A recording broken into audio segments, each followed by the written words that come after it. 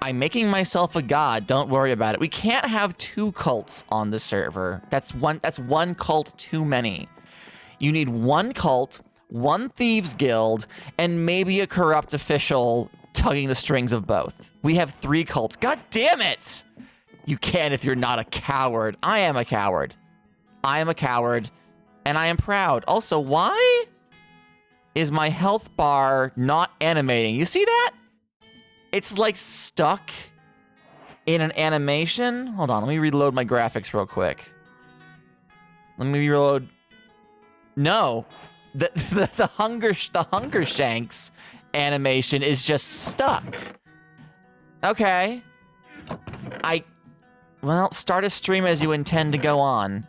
And whether I want to or not, it's going to be scuffed. So I guess we just kind of have to live with that. Maybe eat something. That's a good idea. Let me grab all of this roast chicken I have. Oh. Oh. Okay. All right. Yeah, no, that does seem to have fixed it. Thanks, Rocky. I always knew I could count on you. You don't need an animated health bar. You never eat anyway. Well, sometimes things are just nice to have. You know? Just nice to have. Rocky is so smart, actually. It's true. It's true. It's why I keep Impossible Coin around. The scuff is an essential ingredient now. If I somehow did a live stream that was completely perfectly run in every single way, you would all accuse me of having pre-recorded it. So, honestly, it's probably for the best. There are some problems that need to be corrected.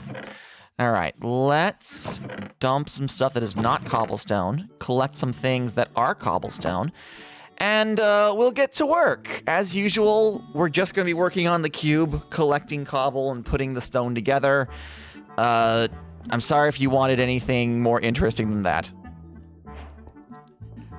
Ogata would never beat the pre-record allegations. True. The thing is, most of you, I shouldn't say all of you, as it has been like 4 years now, have seen what my pre-recorded content looks like, and even that was scuffed. So like, it's not a great look. Listen, the homies went wild, and all I did was collect gravel. Is that a threat? Is that? It's true. Yeah, no, it's very true. It's very true. Even my pre-recorded stuff was scuffed to hell and back. Aya did great on their gravel stream. I'm glad they did great on their gravel stream. I'm glad everyone enjoyed it. No, I'm saying it's fine that you're working on the cube. Aya, your gravel was wild. Damn. It makes me feel like I missed out not being there for gravel stream. Holy shit. But maybe you'd have a chance if I was your lawyer? Simply flatten a mountain. Gotta. Oh, because Aya's a goat. Stomping it down with their powerful hooves. I understand. No, I don't. I mean, knock on wood. I don't need a lawyer. So there will be no real benefit to me hiring you. Also, I would pay you exclusively in cobblestone and free sacrifices. Rocky's played enough Ace Attorney games. Definitely the bar. Oh, that's a lawyer pun. Definitely the bar to be a lawyer. What about chicken? I don't actually have any chicken, but you might be able to fix that. Does anyone have $1 they want to donate to me? No reason. I'm just saying. Rocky, we have so much chicken. Funnily enough, I have no chickens, despite that being like my whole thing. Yeah, it's go time, Tegan. It's go time. We'll see what happens when things happen. The server has a backup, and with any luck, things will happen. Fingers crossed. All right. Boop, boop, boop. Now is the part of the stream, by which I mean just any part of the stream, really. Wait, do bits count? Technically, yes. Something will happen if you give me bits. You can financially support Gada by donating directly via Streamlabs. Doing so will even make the little bar at the top of the screen fill up, getting us closer to our current goal. For legal purposes, I have to say ask your parents for permission before using their credit card. But I'm not a cop, so do what you will, kiddos. One of these days that... Oh. Hey! That... Oh, shit! Oh, fuck! Oh, God! Oh, jeez! Thank you guys so much for the bits, and look! Well, you can't fucking see because there's shit in the way. Hold on. Animation, go away. The bits you gave me have appeared in-game with your name on them. Oh, it spawns an emerald for every individual bit. So every cent gives me an emerald. Oh, that I need to resize the amount. I do. Well, I'm real glad I set it to be emeralds and not diamonds. Oh, God. Gotta about to be rolling. Well, listen, let me be completely truthful. No one ever gives bits to me, and I'm not, like, upset by that. Now you can afford to pay me, Gotta. No, this is explicitly to get more experience from the villagers for my diamond pickaxe with mending. That's entirely the point. Damn. Okay. Well, that's good to know. I will have to make an adjustment, but that's why we're testing. That's why we're figuring things out. If someone else gives biddies, it will be a hype train. Hold on. I may have girl bossed a bit too close to the sun here. Please don't overload my game with... Actually, let me look at the... Ooh.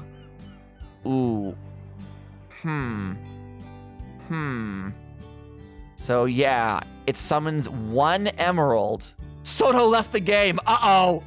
I hope I wasn't the reason for that. Yeehaw. Thank you for leaving me a note in the office. I appreciate it. Could someone real quick make sure that I didn't crash Soto's game? Just to make sure. Soto, come yell at Gotta. Was it me? Please tell me it wasn't me. Oh, I'd feel so bad if it was me. See, I did the test redeem in a solo world, and I didn't experience any issues, but also it was only handing me like a couple of emeralds at a time, not like 400 emeralds at once. Well, again, you should feel bad. Did I actually boot Sono out of the server? Please verify that it was not the case. Oh, thank God. Oh, thank fuck they confirmed. Okay. It just conveniently happened.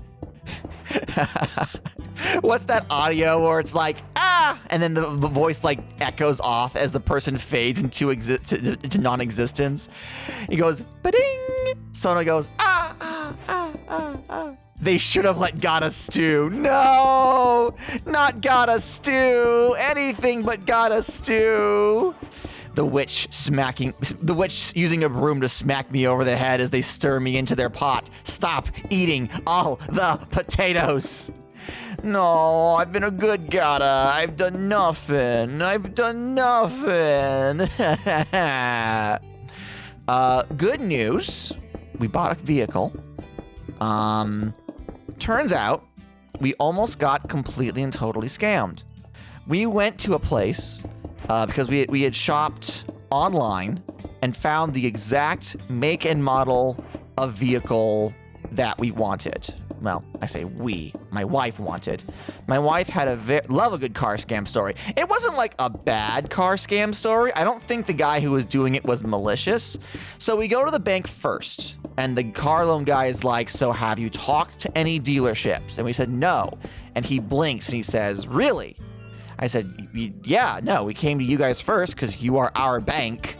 And we figure that like we'd like to continue doing business with you. He's like, oh, most people go and talk to the dealership first, get a really bad rate, and then come here hoping for something else. So I guess that was a positive.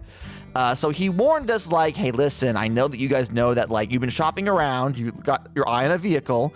The car salespeople around this area have gotten really scummy when it comes with like additional fees and extra charges you weren't expecting. So he said, so this is the vehicle you want? We said, yes. And they said, we're going to approve you for a couple thousand more because you know you're going to buy that car. You go in, you say, I want this car. You buy that car, and then you're not scrambling for extra cash at the last minute because that's when they try to convince you to finance through them for that remaining amount. And I went, oh. And the bank guy tapped the side of his head and went, oh. So that's what happened. So we got the pre-approval. They approved us for the full amount. And we went directly to the car dealership. Well, we get there, and this guy says, well, what are you guys looking for? What are you guys looking for? What are you in the market for? Like, he's like trying to sell us something. And my wife says the year, the make, the model, the color.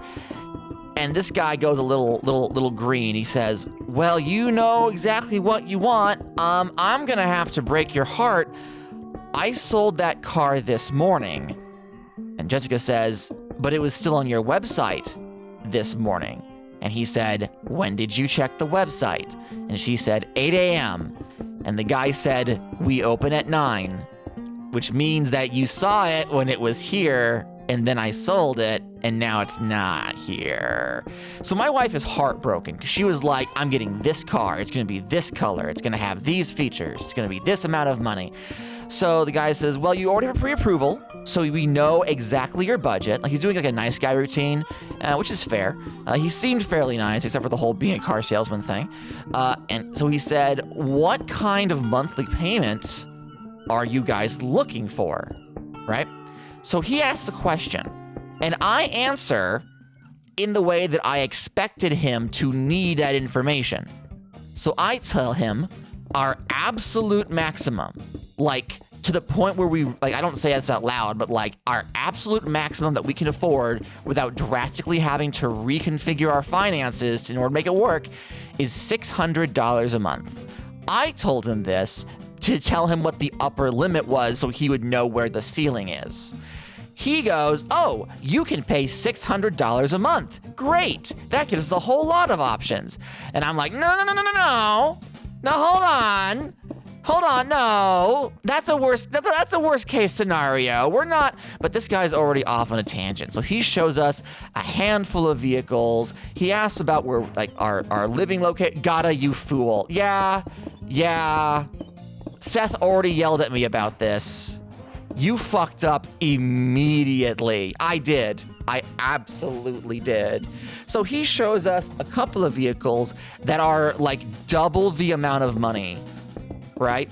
And we tell him like, hey, listen, we only got approved for X amount of money. And like, we literally do not have funds beyond this. And he says, well, you're in luck. And we're like, are we? He says, we happen to have a good relationship with name of bank, meaning that if we have a car in mind and you guys are ready to close on a deal, we can call them up and see if they'll extend that pre-approval. And we're looking at each other like, not entirely sure about this. We're like, we're gonna let the guy talk, but we haven't agreed to anything.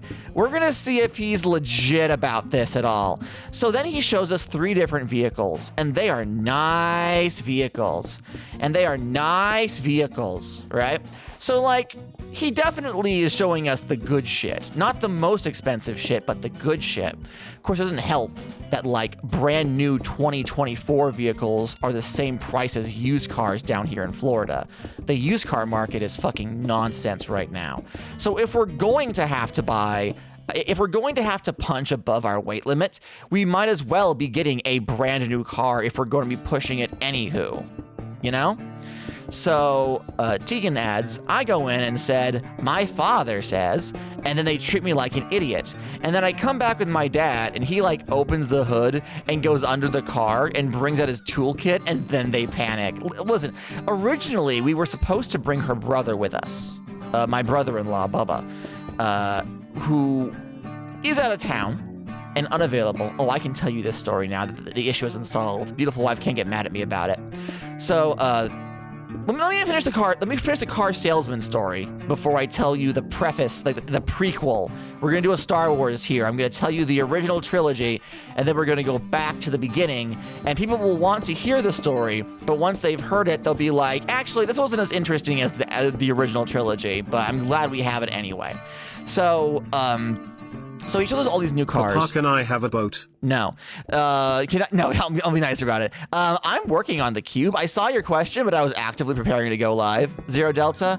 I'm still working on the cube. Until the cube is done and probably completely golded, I will not have time for any other projects. Case in point, I don't know what the fuck else is going on my Minecraft server. They're all having fun without me. I'm completely ignorant to the events going on this Minecraft server that I pay for.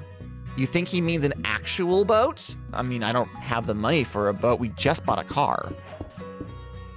Not the boat. The boaty? Aya says, I hollowed out a mountain. Congratulations. Why? Just like, not even as like a judgment thing. I just curious. Why? What? For gravel, for resources. Interesting. So, this guy shows us vehicles, and one of them my wife really, really likes. Don't ask me what it was. But I say,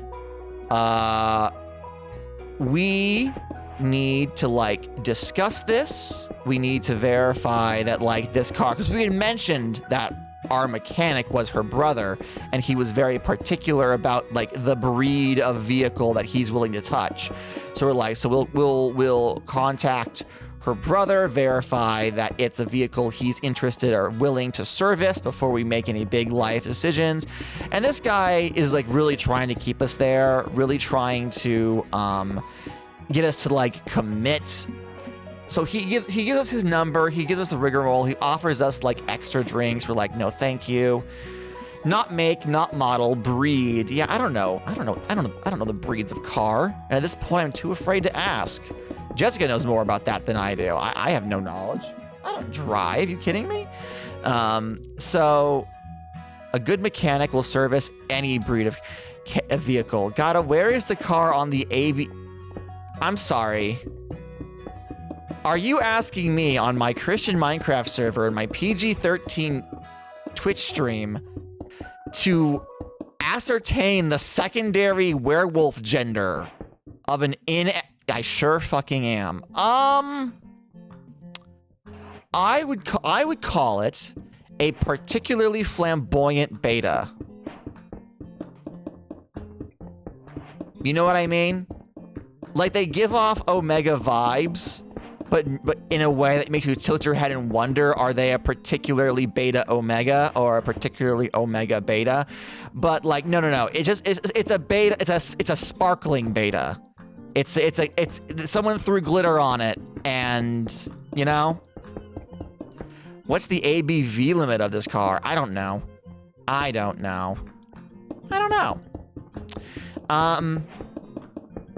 I'm loading that into my cannon for later. Remember that one time you decided that the fucking Honda something or other, that a 2024 Honda something was a sparkly beta? Do you remember that? Here's this clip of you discussing fucking werewolf secondary genders on your Christian Minecraft server in your PG-13. It's a Honda? It was a Honda, yeah. We didn't get it. All right? So we thank the man, and he gives us all of his personal information. He is desperate for us to really like him and come back. And we leave the lot, and we're quiet in the car. And my wife looks over at me and says, hey, do you want to pop into this Chevy dealership? And I said, sure. It's already like 6 p.m. We were there for 4 hours, between the bank and the actual Kia dealership we went to. We were out of the house for like 6 hours at this point, right? It was like 6 or 7 p.m. You drive a Volvo. I don't know enough about those to know if that's good or not. I'm just going to assume. I'm just going to support you in your life choices and say good for you, buddy. Or a Kawasaki. I don't know those things. I'm sorry. So we fucking veer left into this Chevy dealership and we walk inside, and Volvo is the Chevy of Norway. Oh, okay. And we look around and there's some people milling about, but no one like comes out to us. And then finally, these words mean nothing to me. Okay. This guy pops his head out. And he's wearing like a vest with a Red Sox logo on it. He has a sports ball cap on. He's unshaven in a way that makes you think, oh, this guy has had a night. And he is here at his job desperately waiting to go home. And he has an almost empty energy drink in his hand, and he comes out and he says, "Hey, what can I help you with?" Already the vibes are like he's asking us why we're here, as opposed to being like customer. He's like, "What do you want?" And my wife says, I would like to buy a car. And she says it just like that. She goes, pause, smack of lip. I would like to buy a car. And there's a beat where this guy just kind of blinks and he says, yeah, I can help you with that. And then he shakes our hands and takes us back into his office. This man had ripped out pages from a bluey coloring book, clearly colored by a 3-year-old who got bored of it halfway through, plastered on his wall. There is like a kindergarten picture frame, like made out of popsicle sticks, hand painted with water paints, with a picture Thanks of small for the children. Trash baby Aya. Thank you I for hope the you're lurk. having a good night so far. ABO, but make it cars. Tegan, I have some cursed things to tell you in the group chat later that I cannot say on stream. Remind me of this later. Dragon roller coasters. That's all I'm gonna say. Dragon roller coasters. Anywho. Oh no, I needed that on purpose. Great. Wonderful. I'm loving it. So this man is clearly a family guy, and he looks fucking exhausted. He looks like he is going to collapse. And he says, so what are you looking for in a car? And so we tell him our stipulations, right? We live down a dirt road. We need something that has decent ground clearance. We kind of wanted a truck or an SUV. Primarily, we just want to make an investment on a used vehicle that's not going to explode on us in the next 5 years until hopefully the market balances out a little bit and we're able to find a more sturdier investment, because our current vehicle is not going to last much longer. And he thinks for a minute and he says, I'll be right back. So we sit there for maybe 5 minutes, right? At this point, we've been out of the house for hours. We've gone to 2 different places. We've gone to the bank to get that sorted out, and then we had to sit with this Kia guy trying to sell us on these various vehicles. Guy comes back, and he says, I have just the thing for you. Come step outside. And we step outside, and what he has is a Chevy truck. It's white. He listed off a whole bunch of numbers. It's used. He said, I have the Carfax printed out for you already. It's had 2 owners, clean as a whistle, had been in 0 accidents, and it's within your price range. And we looked at it, and Jessica opened it up, and she got in, and she flipped through the Carfax, and she looked at me and says, I want this one. I'm like, what? And the guy in the back is like doing a victory hand pump because he got it right first try. And she's like, yeah, no, like the color isn't ideal, but that can be changed. And the guy then said, well, hold on. Before you get too excited, let me also mention, and he pointed out like there's no back seats to it. He says the previous owner removed them for storage purposes. You can buy these on like eBay. Chevy S10 or a Chevy Love. All I know is that it is white. And I want to say, God, was it a 2016? I don't remember the actual year on it. It's that's not what I wanted. I wanted more cobble. Thank you. It's not an ancient car. You gotta be kidding me. I want to say it's 2016. I don't have the paperwork on me. Chevy White. Yes, Chevy White. Jun, you'll love this. My wife has already named it. So her previous vehicle is a 2012 Versa Note named Lapis because she is blue. And because the Steven Universe song Lapis Lazuli was like, is it Pearl? No, we're not naming it Pearl. My wife looked at me and said, what's a good name for this vehicle? And she says, hey, what's the name of the river dragon spirit from Spirited Away? And I said, Haku? She says, yes, it's a Haku. And I said, well, it's Chevrolet, honey.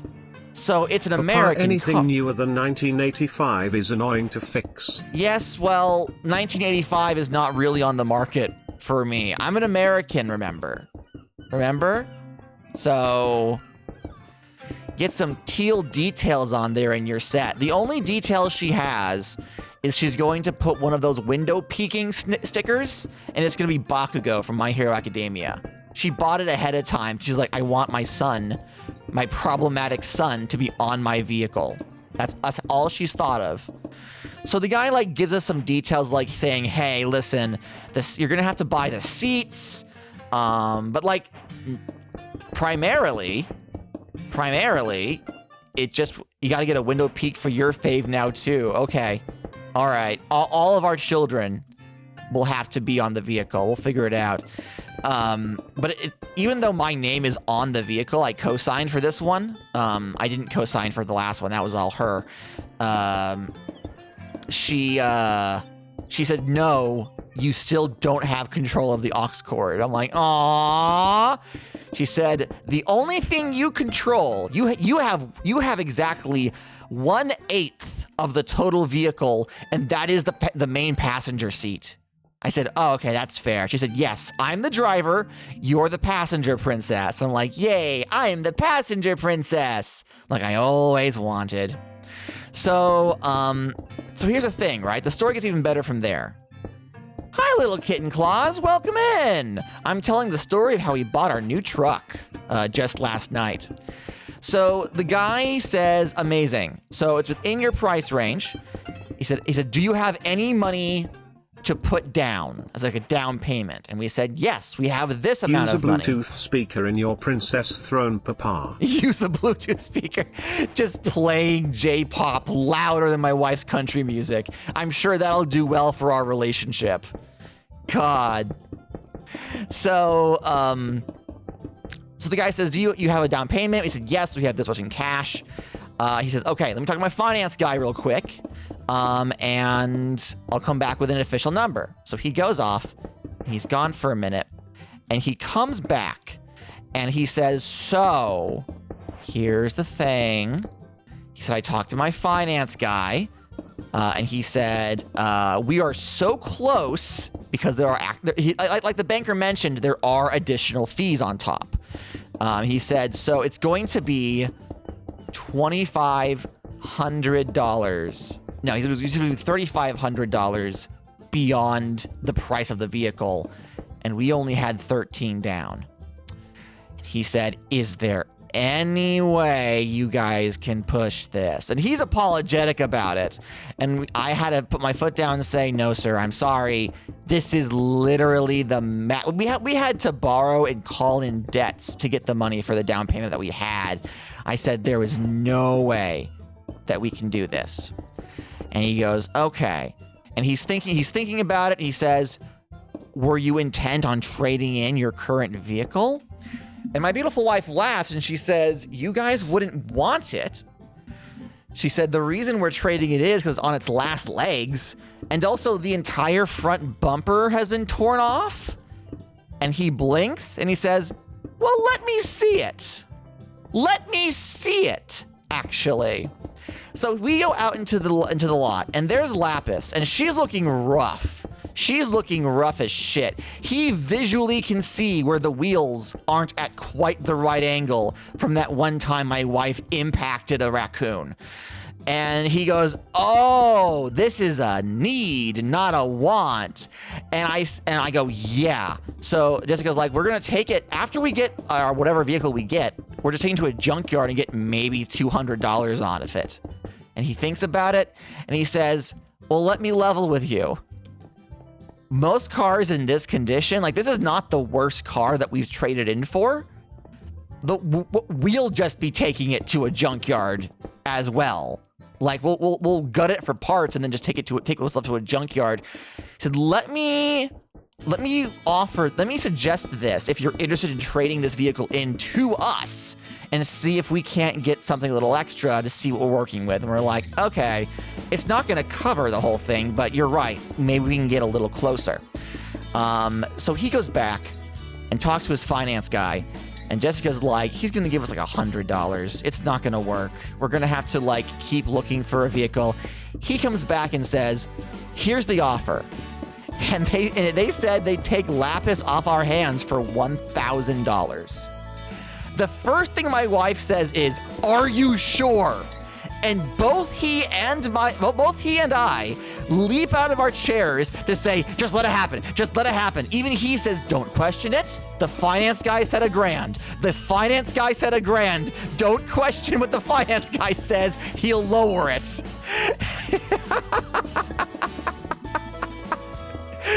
So he's like, just let it happen. And I'm like, Hey!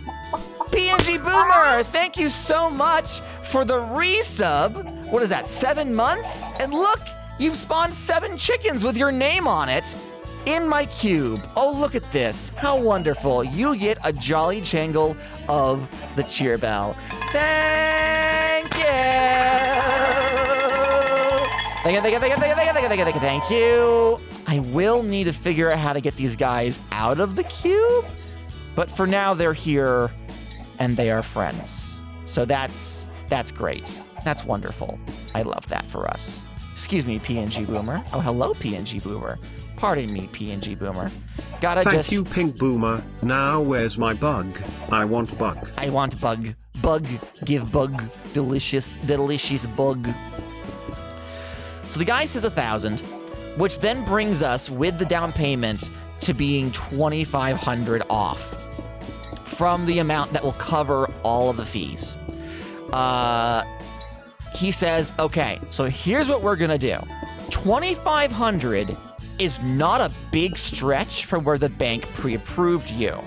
We already have, like, you guys are trading in a vehicle. You have a sizable down payment. He said, I think that if we call VyStar, they will give us that wiggle room to make this sale happen. And if it doesn't, it won't affect you guys negatively at all. You can take your pre-approval and go shop elsewhere. And we said, all right, if you want to give it a shot. I mean, the other guy was going to try to do the same thing, I guess, might as well. So he says, all right, so now that you've agreed to trade in the vehicle and we have a deal in the making, let me go get my finance guy to call up VyStar. We'll tell them who you are, give them your information, and see if they will stretch that a little bit, because we are so tantalizingly close. Because like $2,500 for a vehicle is not bad. It's not a big stretch in today's market. So we're like, yeah, no, it is almost painfully close to us being able to take this vehicle home. Whoops. Why did I throw that? So he leaves, and he's gone for a minute. And he comes back, and he looks at us, and he said, so I talked to the finance guy again. This is the 3rd time he's gone to the finance guy, right? And he says, so I talked to the finance guy again. Facebook cars don't do anything around here. Facebook cars are how you get scammed in Florida. Nobody trusts Facebook cars, not around where I live. Absolutely not. That is the quickest way to lose all your money and get a junker. Yes, it is Florida. Yes, it is Florida. So he comes back from the finance guy a 3rd time, and he says, so I talked to the finance guy, and he said that because of the kind of pre-approval you got, Vistar already stretched you as far as they will let you go. Like, this was already them pushing the envelope. So they're not going to go any further. However, he said, my finance guy says if you can up your down payment by $200, he'll just waive the last $2,000. Like, he'll just remove it. You won't have to pay it. Like, it's just, we went, what? He said, listen, guys, I've been here all day. Our dealer guy says, I have been here since 8 a.m. this morning. We have sold nothing. If we sell you this truck, that will be our one car sale for the day. We close in an hour. So they're like desperate to get something done so they can validate their jobs. So he said, finance guy said, if you can make that down payment, a nice round 500, I'll just say it's 1,500. A nice round 1,500. I'll just tell the whole amount. It's fine. It's not doxing information. Then we will give you the truck. And I said, so this is still a problem because we have no money and we don't get paid until Thursday. This $1,300 was literally us scrimping and saving and calling in favors and such to get this extra money. And he said, so here's what we're gonna do. You're going to give us a, air quotes, $1,500 down payment, and you're gonna show up on Thursday with the remaining $200, and then we'll hand you the title and the vehicle. And we said, fucking bet. So we've signed the paperwork. We don't physically have the deed yet. We still have Lapis. The finance guy said, finance guy was also a massive bro. He was like, hell yeah, let's get you this fucking truck. I'm so glad we could sort this out for y'all. And we're like, and you have no problems waiting until Thursday? He's like, yeah, no, we'll just keep a hang on the deed. The sale will be, air quotes, done. And you guys just bring us the $200 and we'll be square and then it'll be great. So yeah. So we're getting a truck. So today is Lapis's last full day as a part of our family. And then she is being retired. A little sad, but like the poor girl. She deserves a nippy nap. We've put her through fucking hell. We literally, she's a 2012, right? So already she is an 11-year-old car. And for the 8 years that we had her, we fucking drove her into the ground. She took us to so many fucking places. So that is my truck story. That is my truck story. The prequel story that I floated earlier was, so all of this happened yesterday on Monday. A 2012 takes no effort to drive into the ground. Well, we certainly did. Just hit a raccoon. That is unironically what we did, actually. That is unironically what happened. If you think the damage on Lapis was bad, you should have seen the raccoon. Yikes.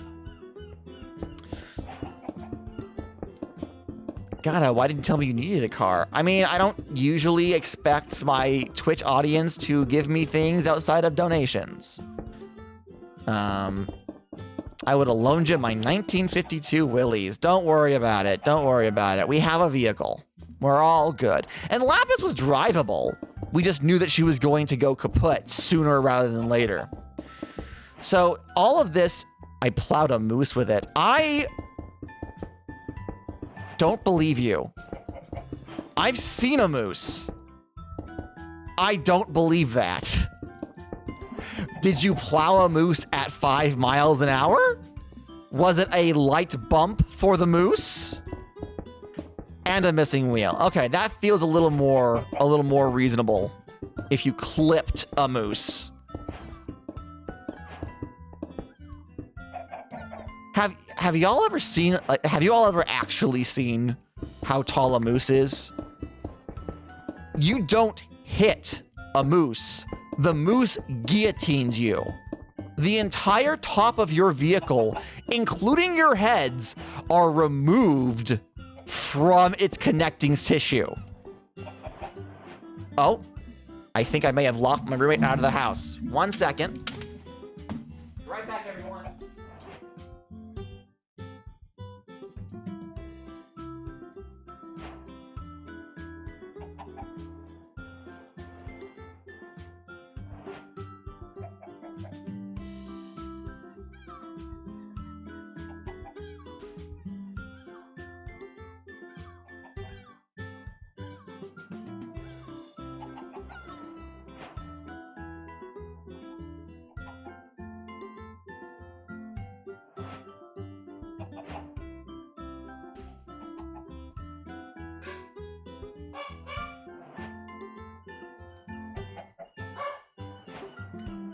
Alright, so it was not my roommate Seth.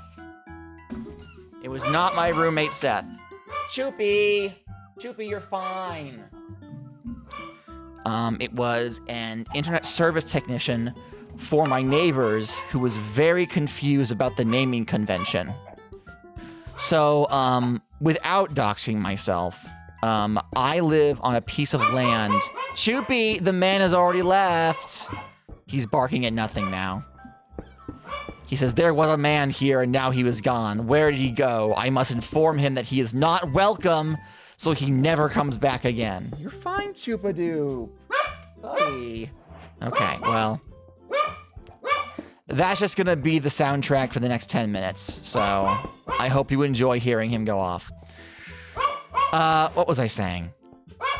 Right. So the piece of land that we live on used to be one entire parcel, but when the previous owners sold it out in like the 90s, they ended up splitting it into 4 parcels to be able to make multiple smaller sales, and they installed a dirt road leading from the front to the back of it.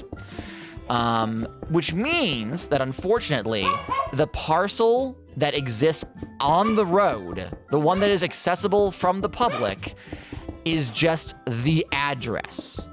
And then every location after that is lot 1, lot 2, lot 3, right?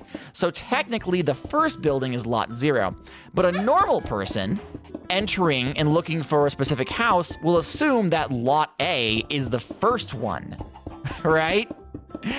The first parcel they see is the first one in the line of lots. No, it is not. So we get mail and people coming up and being like, oh, are you house number 3? Are you house number 2? We're like, no, sir, and or madam. This is how it works. That's not confusing at all. Yeah, not even slightly. And yet. Bro legit gave me the information I needed to find him. You absolutely did not. You're good. So, what was I talking? Oh, right. So the actual car thing started on, we actually went out to buy the car on Monday, right? But the initial plan was to have her brother, Bubba, come with us, right? Hi, Susie. However, Bubba goes out of town on Monday. The individuals... Oh? Papa, I have a joke I would like to tell you. Here goes. Okay. What do you call a bird that's afraid to fly? Is it chicken? Do you call it chicken? Chicken. Yeah.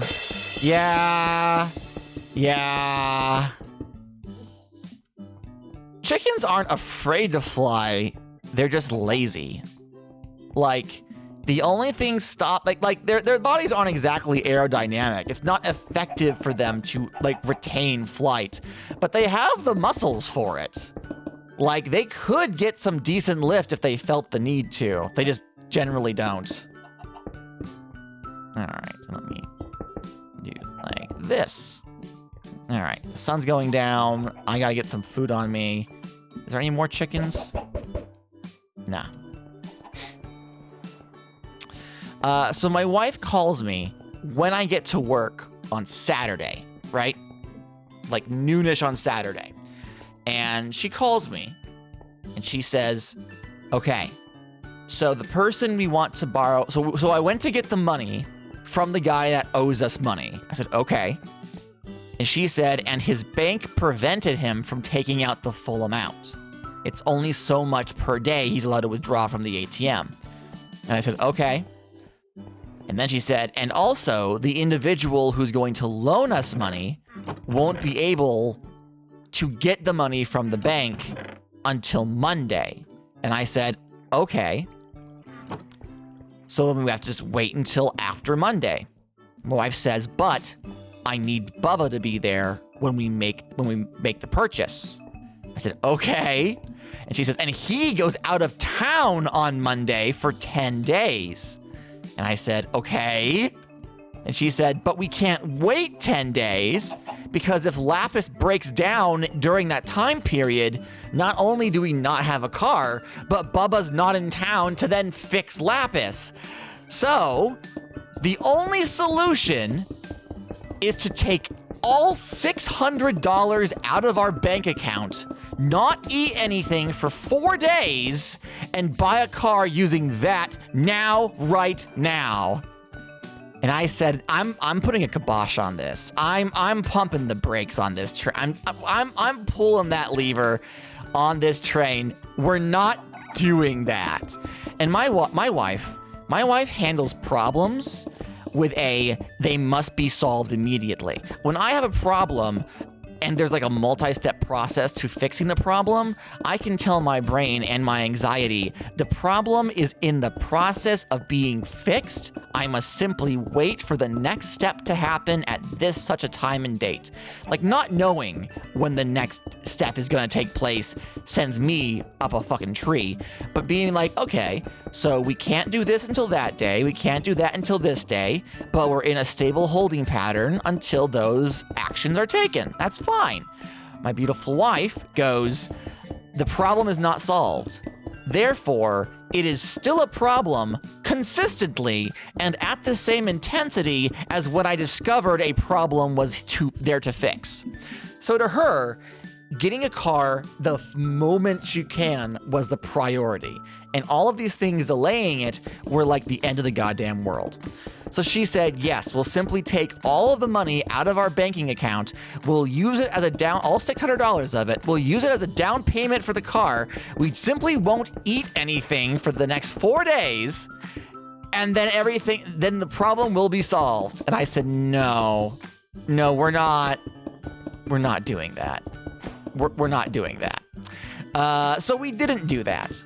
I did tell her, honey, listen, if you legitimately feel like we cannot expect Lapis to last a handful of more days, and you do not think we can make this purchase without your brother being there to hold our hands, then I, as your husband, will support you. However, I don't think that is the correct way to go about this. And so she calmed down a little bit, and she was like, no, you're right. You're right. I told her, here's a new plan. On Monday, we'll get the money. We'll get more money from the guy who owes us, and we'll get the money from the person who's going to let us borrow money. We'll go to the bank. We'll see how much they'll pre-approve us for. And if they approve us for enough, we'll go get that one car you want. She goes, okay, all right, okay. And then the fucker who owes us money didn't respond to text. So she fucking loses her mind again. She's like, oh my God, we're never gonna get this car. We're never gonna get... Obviously, we got the car, so it's fine. But I did have to then go back into... Like, I had just clocked into work, and my wife messaged me saying, I need to talk to you right now. So I look at my coworkers, and I'm like, can you guys hold on for a minute? I gotta talk to my wife. And they're like, okay. So I go back in, and I look shell-shocked from having to talk to my wife during a mental breakdown. And they're like, are you good? And I said, y'all, you gotta hear this. And so I told them the whole story, and they're like, no, Jessica. Believe it or not, my coworkers love my wife. They have never met her. But I talk about her enough that they're like, your wife is great.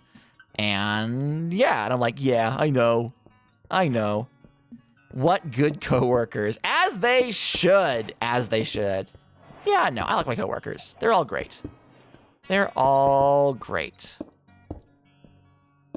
They also love tea.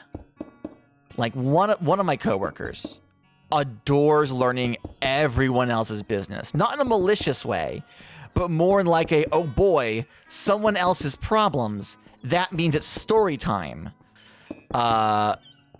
Like this individual probably would never use Reddit, but they would love the Am I the Asshole section. Like, God. So they happen to know a little bit about everything and everyone. They don't spread it around or anything. They don't gossip. They like receiving gossip. They don't like spreading gossip. So they love hearing all about me and my wife and all the stories I tell, and it's just great. It's just great. Oh, it's raining. It's raining in Minecraft. Boo-hoo. Okay.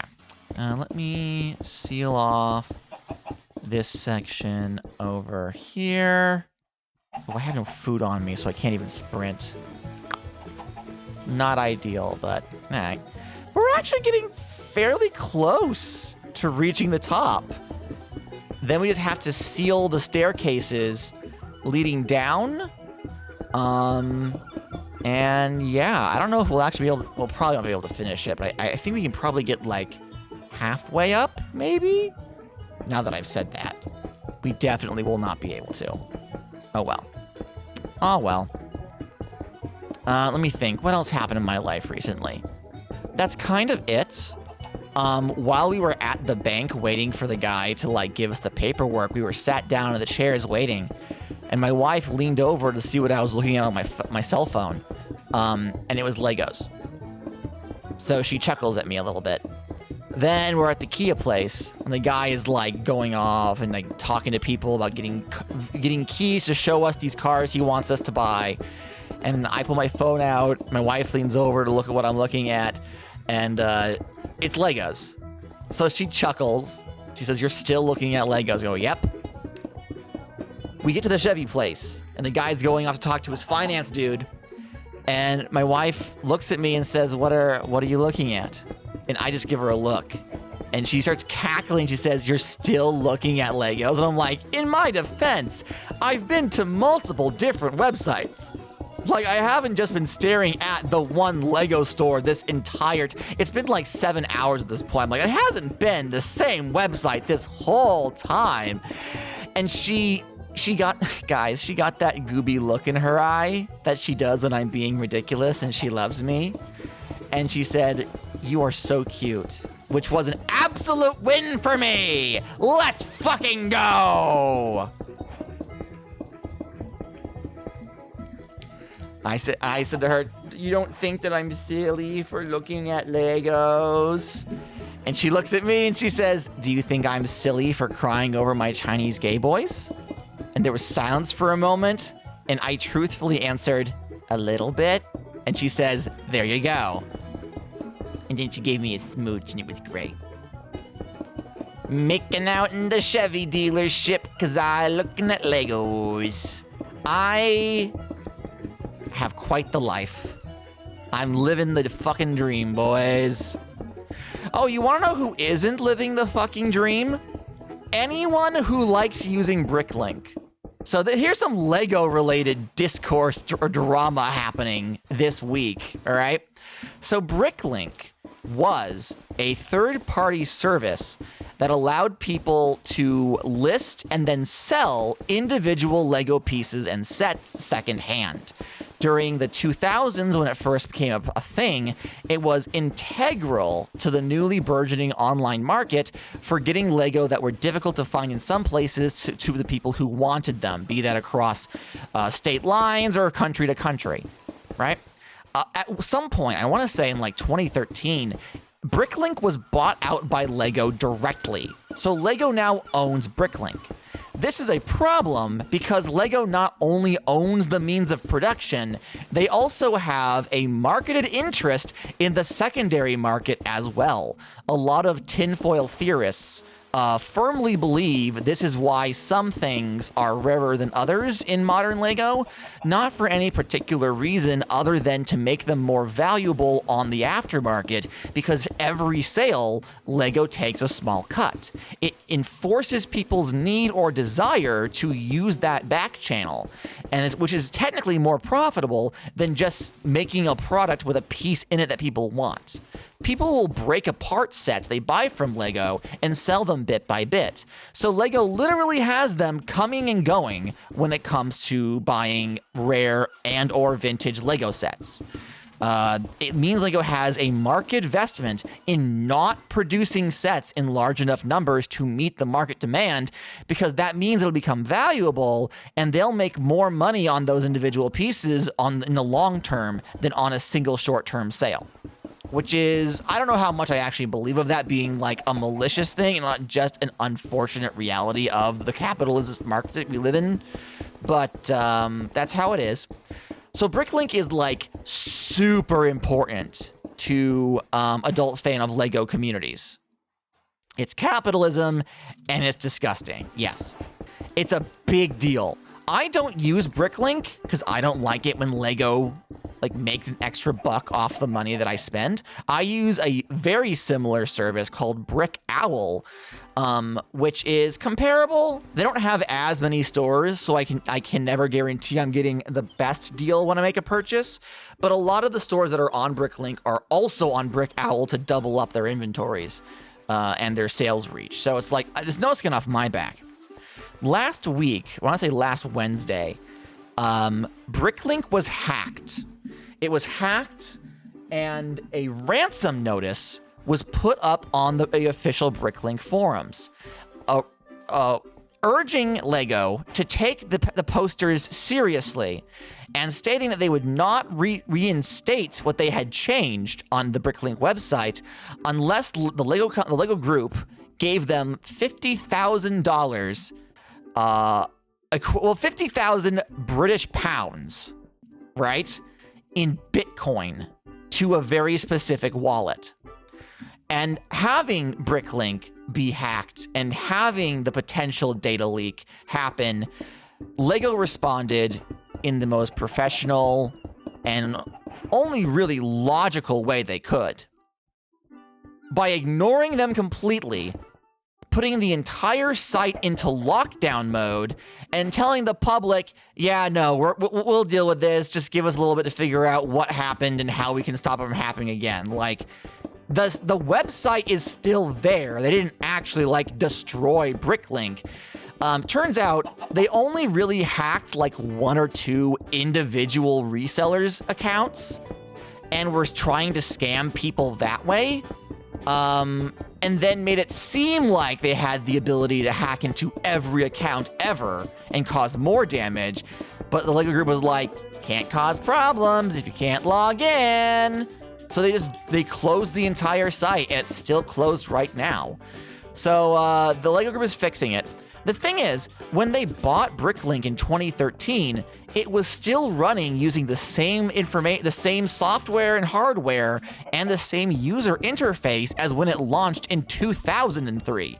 It was already out of date. Unironically, it looks like a web store from the Wayback Machine. It's an older looking site. It's functional, but it was never given the funds to update its systems in a way that makes it more secure. So it's not surprising that Bricklink got hacked as opposed to a more modern... Oh, right. I forgot I have to fucking mute Farmer Gotta. Mute the bot so it doesn't spam the Minecraft chat with all that shit. What was I saying? Oh yeah, so Bricklink is down, which is good. It means that the LEGO group is taking it seriously, and they are going out of their way to ensure that the individuals who are affected do not have their business any further impacted, and also that no other data leaks happened during the attempt. That's great. The problem is, and I need you to really think about this for a second. How long has Bricklink been down? 7 days. It's been down for 7 days so far. They have kept us updated on what has transpired. They didn't tell us at first, how extensive the actual hack was until yesterday when they verified it was only a handful of accounts. We're gonna get their stuff back, and then we'll be reopening hashtags soon.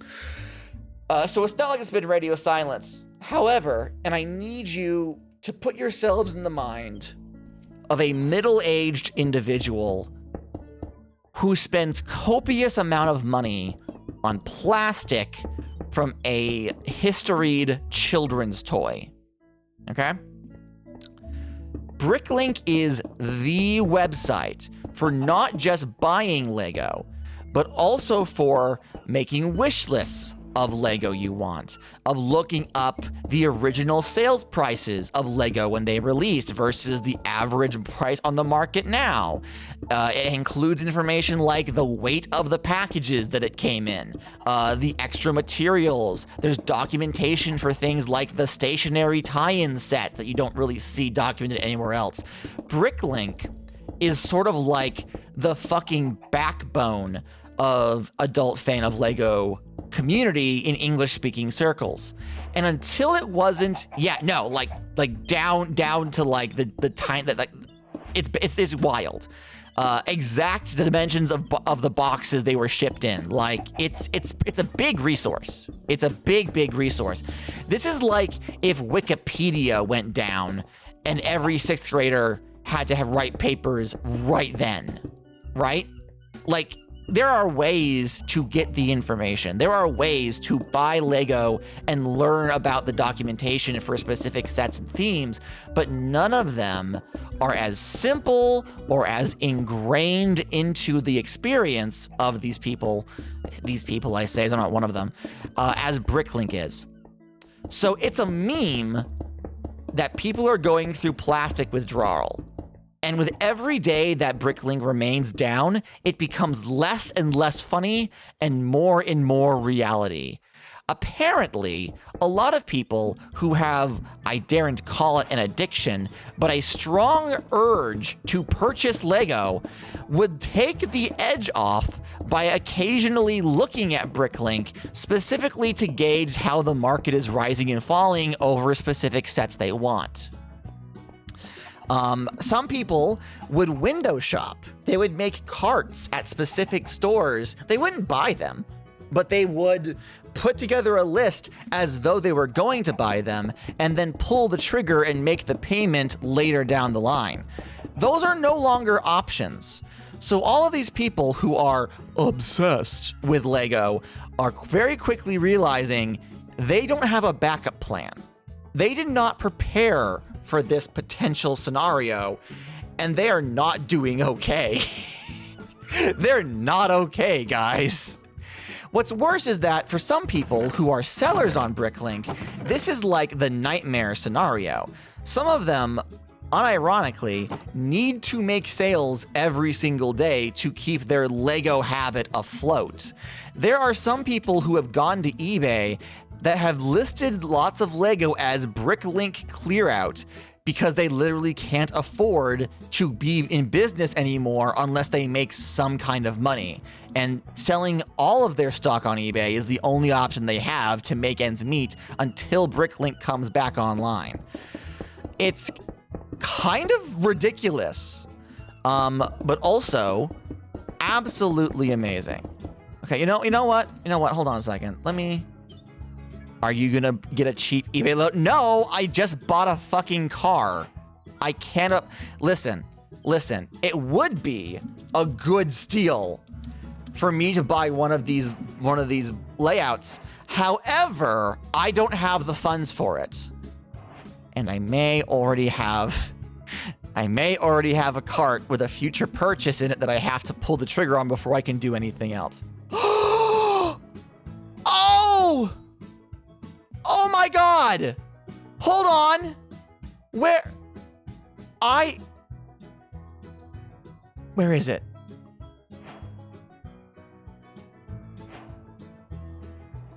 Where? Show it. In the last hour since I started streaming, the site is back up.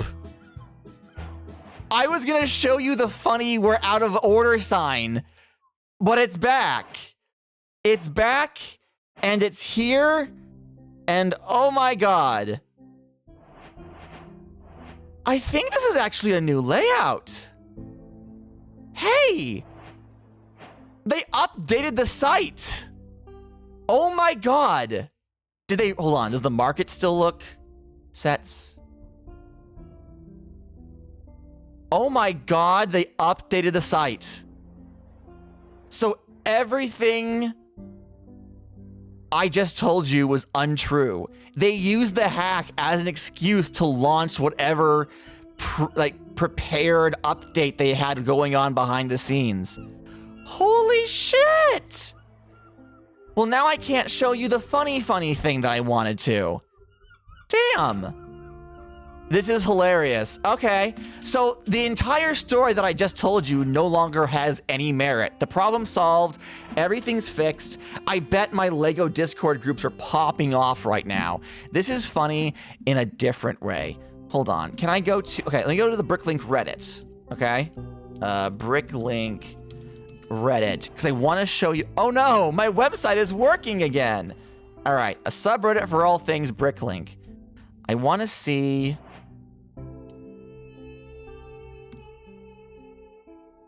if it'll load, because they had a very specific image to let people know. Okay, I'm ready to spend my entire paycheck on Bricklink now. Bricklink is back up. Holy bricks, it's alive. Bricklink is live. We back. Not sure how to title this. Okay, so here it is, okay? So this is the image that was shown on Bricklink while it was offline, okay? It was a stormtrooper with cleaning supplies trying to fix the inside of Darth Vader's mask chamber while Darth Vader forces him to work by threatening him with a lightsaber. The caption that went underneath it is, "Stormtrooper is not a maintenance man." This was the only image on Bricklink for 6 or 7 days, okay? So as time went on, people got more and more upset about this and more desperate, to the point that someone posted their very first LEGO mop on a similar website called Rebrickable. Made my first LEGO mop. The great Bricklink hack, Stormtrooper is not a maintenance man, free. Someone recreated the build and made build instructions for anyone to download if they wanted to make their own copy. Give it a second, it'll load up. Their own copy of the image to have listed somewhere in their house on display. It's been a solemn past few days. We AFOLs are stranded and in despair, not being able to refresh Bricklink every 3 minutes. It's been tough. However, one image will be with us forever. Quote, "Stormtrooper is not a maintenance man." So yeah, that's what's been happening in LEGO AFOL. Is this parody? Yes, but also with every passing day, no, it was not. You have to understand, in the LEGO fan community specifically, we all know that these toys are expensive.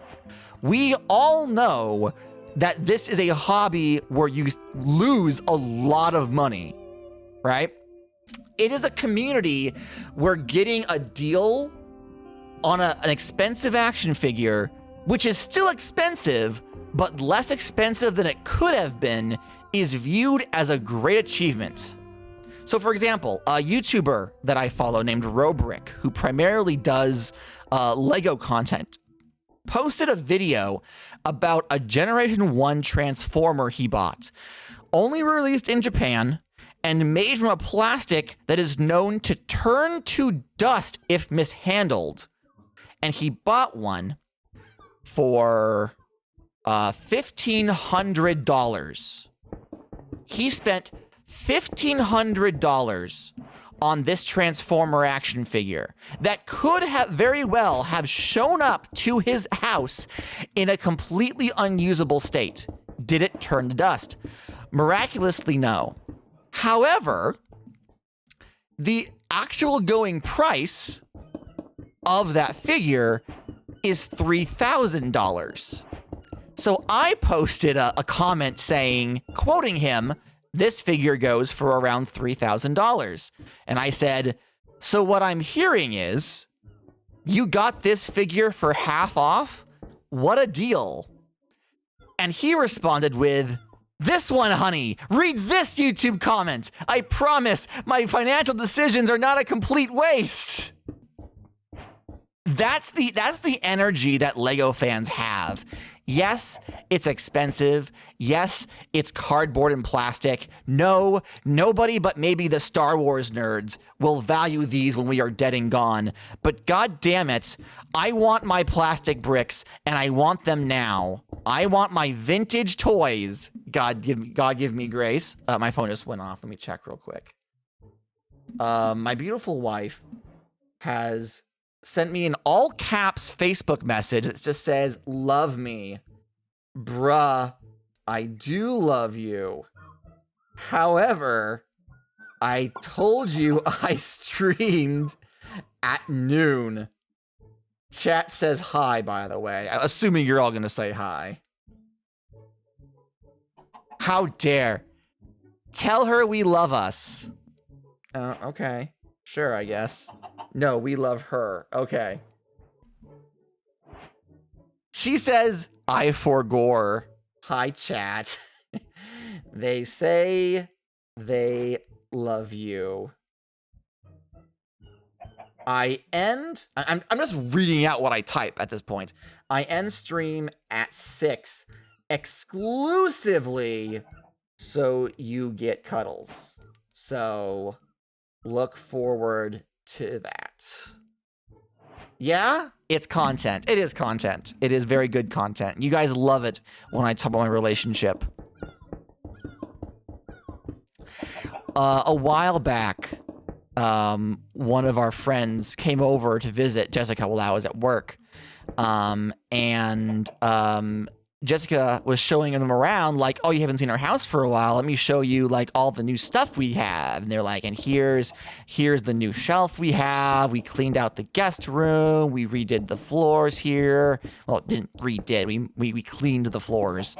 And they're like, okay, nice. And they get to the living room and my wife says, and here's Derek's Lego collection. And the friend goes, oh, I didn't know you guys had Lego money. And they both kind of look at each other in silence for a moment. And Jessica says, we do not. And the friend goes, oh! And I was like, now hold on. Hold the phone. I have been very good with my Lego money. Thank you very much. Yeah, end of story. To the point where you guys even gave me money to buy Lego, and I haven't followed through because I had to be a fucking responsible adult and use it for shit like the electric bill and making sure my wife had food. I am not that comically in debt a-fool that everyone jokes about, but actually secretly is. Oh, you guys want to hear something funny about Lego though? You guys want to hear something fun about Lego? So, like, Lego Star Wars is everything that is wrong with the company. Like, that is just, even for people who like Star Wars, that is an accepted reality, right? The Star Wars fan base is innately toxic and full of people who can never be pleased on its own. Add to that people who like Star Wars that also like Lego are super into Star Wars Lego, and you have a ridiculously loud and annoying fan base of middle-aged adults acting like entitled pricks. Not even the Lego Star Wars fans like Lego Star Wars fans. And that is just an accepted reality of being in Lego, right?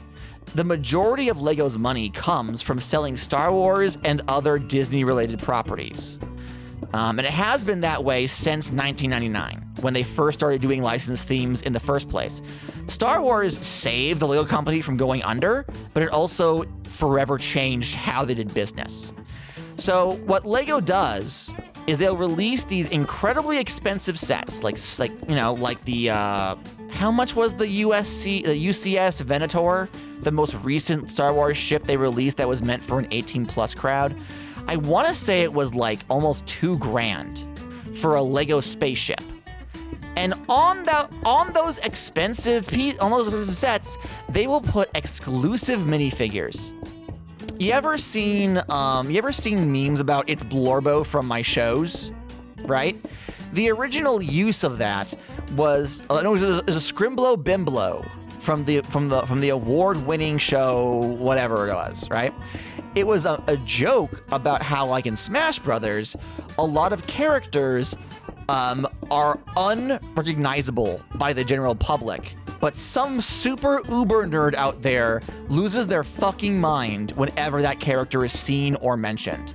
Like, there hasn't been a mainstream Tekken game for ages, but because Tekken is an important part of gaming history, we got a character from Tekken as a playable character in Smash, right? So the Scrimblow Bimblows and the Blorbo from my shows, that's where that's from. Lego Star Wars fans, and Star Wars fans in general, are very much that. Star Wars goes out of its way to expand the presence of previously one-off characters to make them feel more important, because just having them show up as a cameo is enough to send uber nerds frantically foaming at the mouth and willing to buy whatever merchandise comes out with that face on it. It's just the reality of things. So enter Lego Star Wars, where they'll release these high-priced sets and also only include one of these exclusive characters in minifigure form, and then never again. Usually it's like an exclusive Wookiee character that showed up in a scene with Yoda in one movie and was never heard from again except for maybe the comics. Sometimes it's well-known characters from shows like the Clone Wars, except like in the Clone Wars they're all clones. So technically speaking, they don't even have to make any new pieces, just put a different color on the Stormtrooper suit, and whammo bammo, it's a different character.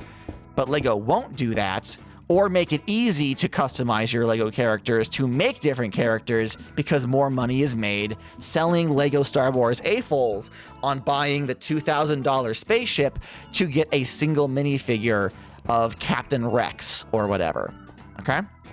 Are you following me here? This feels like a TED Talk, and I really need to preface this, but this is leading somewhere. This yelling that Disney is the fault of everything. You kind of started to zone out a bit, TBH. Okay, long story short, Star Wars fans, exclusive characters only in super rare and expensive sets because Lego and Star Wars and Disney wants money, okay? Having popped up around this is a subset of people who I don't even want to call fans, who exclusively buy Lego as investment property. Because AFOLs will buy Lego at expensive prices. If they have an emotional enough connection to it, they will buy a Lego set that sold for $20 when it was released for 12 times that amount if they can find it on eBay a decade later. And a lot of people who want to make money have become very aware of this, especially when it comes to Star Wars. Star Wars merchandise, no matter what it is going to eventually be worth something to someone. So it makes sense for people who want to invest their money in a long-term investment to decide, yeah, you know what? I'm gonna get some Star Wars stuff. Some nerd will buy it off me for 10 times the price in 10 years' time, and that'll be a return on my investment. But Lego Star Wars, which is already going down the exclusive character route in limited quantities and for a high price point, is prime real estate for investors to get themselves a little golden goose. So what's happening is that investors are sinking lots of money into buying up a whole bunch of these expensive Star Wars sets, preventing them preventing the general public from getting them, preventing the people who want to build the Star Wars toy from purchasing and owning the toy with the Star Wars characters in it. Like, these investors don't play with the toys. They don't display them. They buy up a whole bunch of stock, put them in a warehouse, and wait for them to inevitably become worth more to the general public to resell them. So when the most recent spaceship, the UCS Venator, came out last month, it was a big deal. The ship was already super expensive, and the only people who could really afford to buy it were people who had the money to invest in it.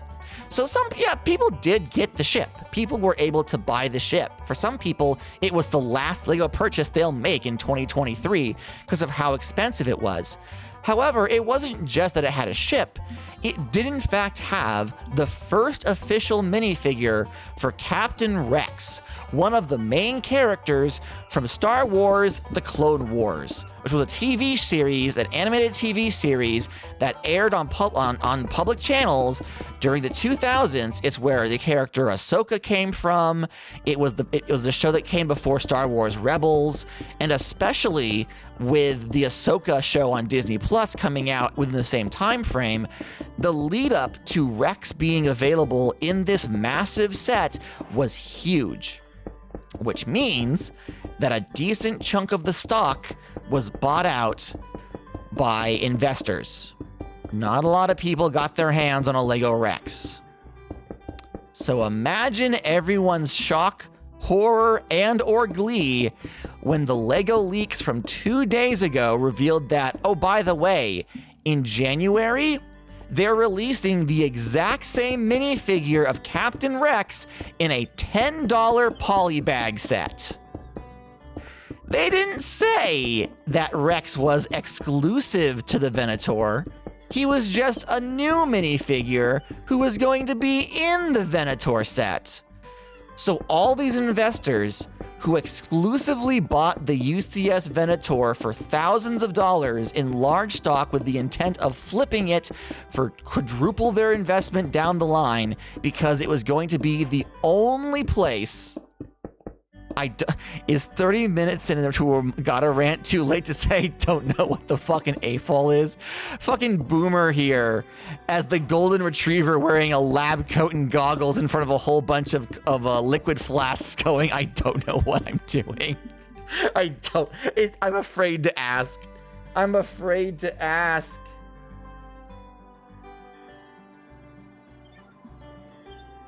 My beautiful wife just asked me a question that I have to double check. This is just that Lancer meme again. None of us go here. Literally none of us go here at all.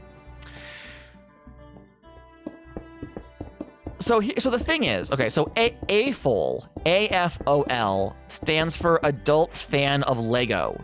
It was coined back in the 90s when the internet started being a thing where Lego fans, generally adults because it was the 90s and it wasn't widely open to the general public yet, would talk about it in their fucking IRC chats. Back before, not before the Red September, but like slightly after the Red September. The Red September was in 88, I think? 88 or 89. Was the Red September. AFOL communities started calling themselves that in the mid-90s, after LEGO got into the game of having a website. You guys do all know what Red September is, right? I don't. If not, I have a Matt Colville. I'm just glad Gata is passionate about something, but I've only been tangentially holding on to the conversation. God, okay. So investor brain bad, people buy toys so other people can't have toys to sell them the toys for more later. Thank you for the AFOL explanation, but I don't know what Red September is. Okay. Investor brain bad? Polite clapping. Okay. So there's a Matt Colville video that will be much better explaining it for you.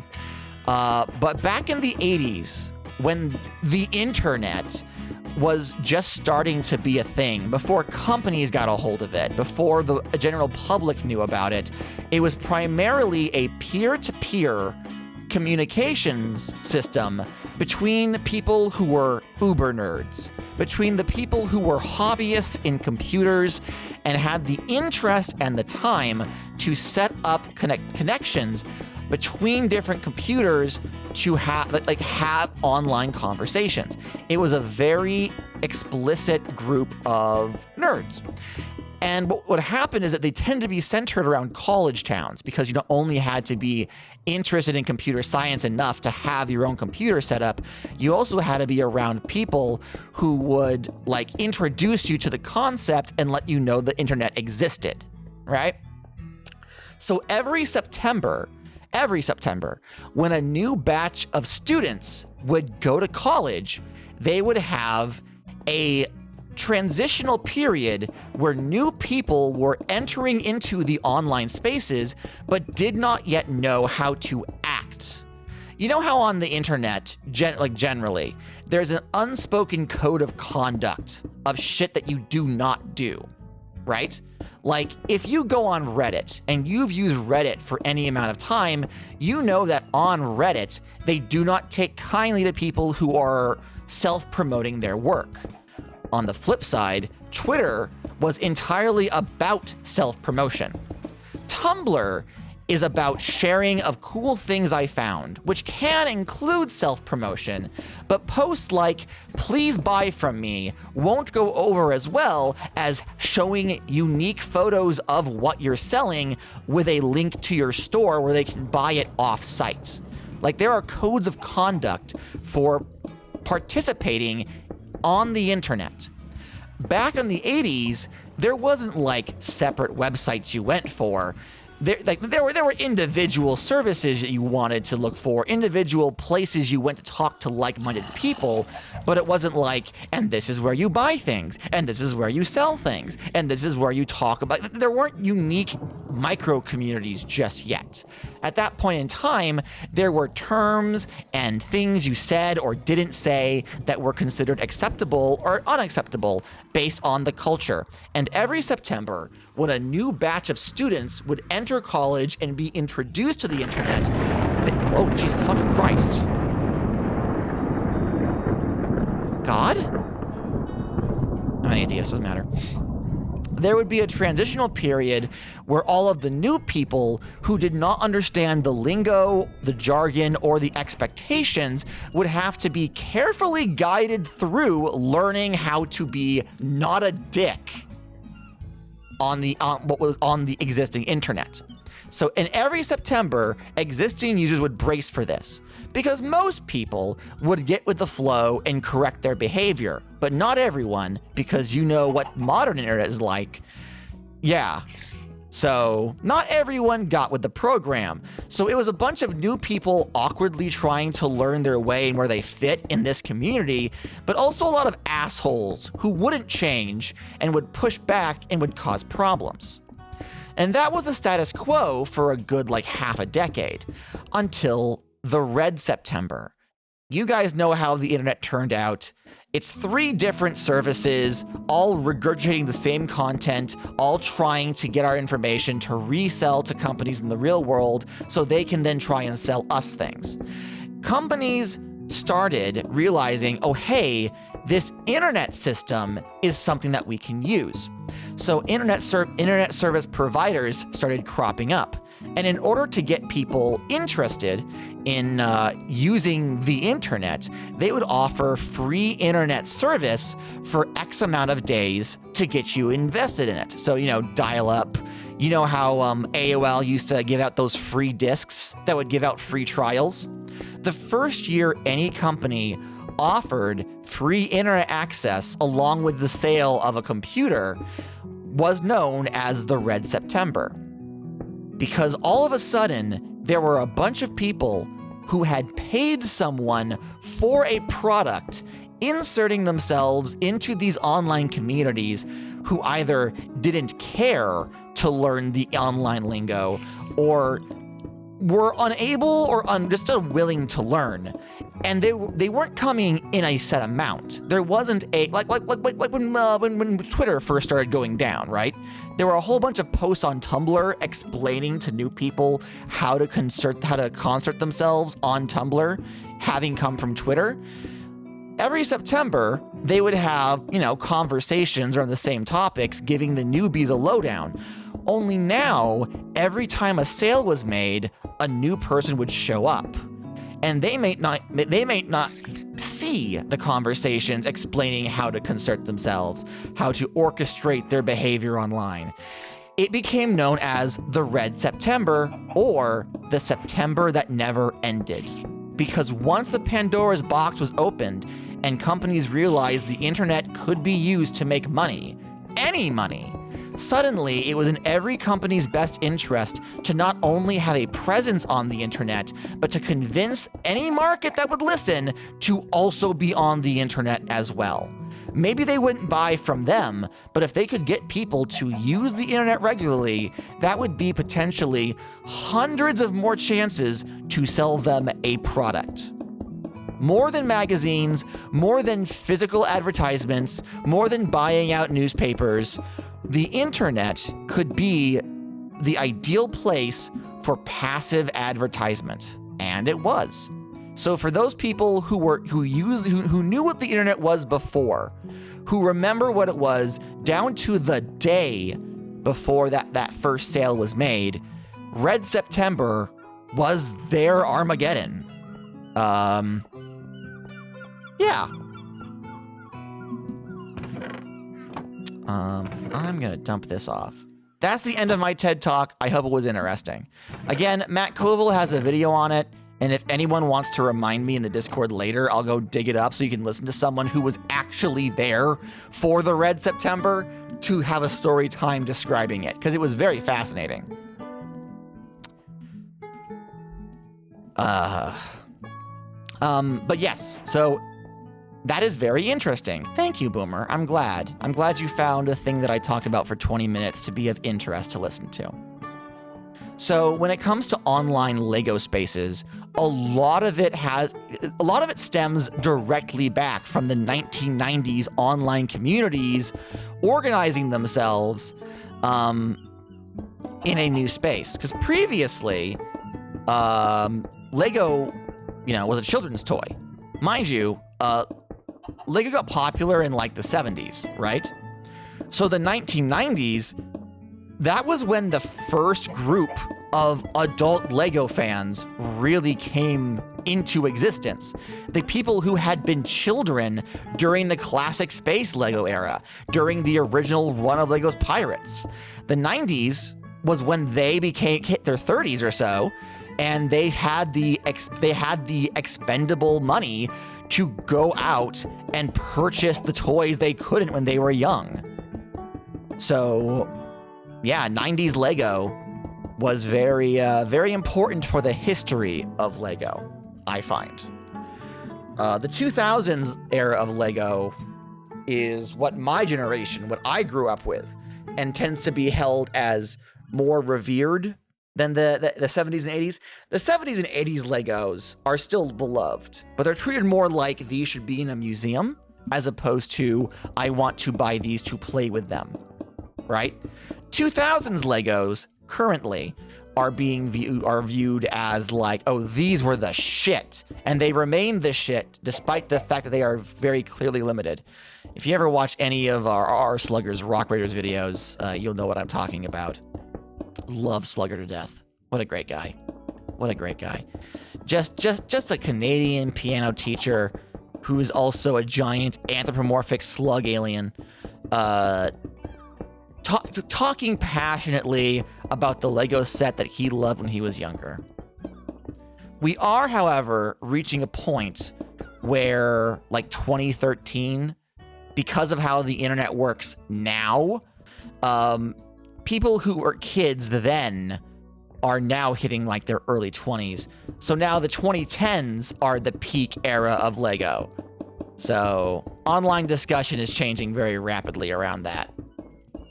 I don't know. I just find it interesting. Oh, you want to know what you want to know something Lego adjacent?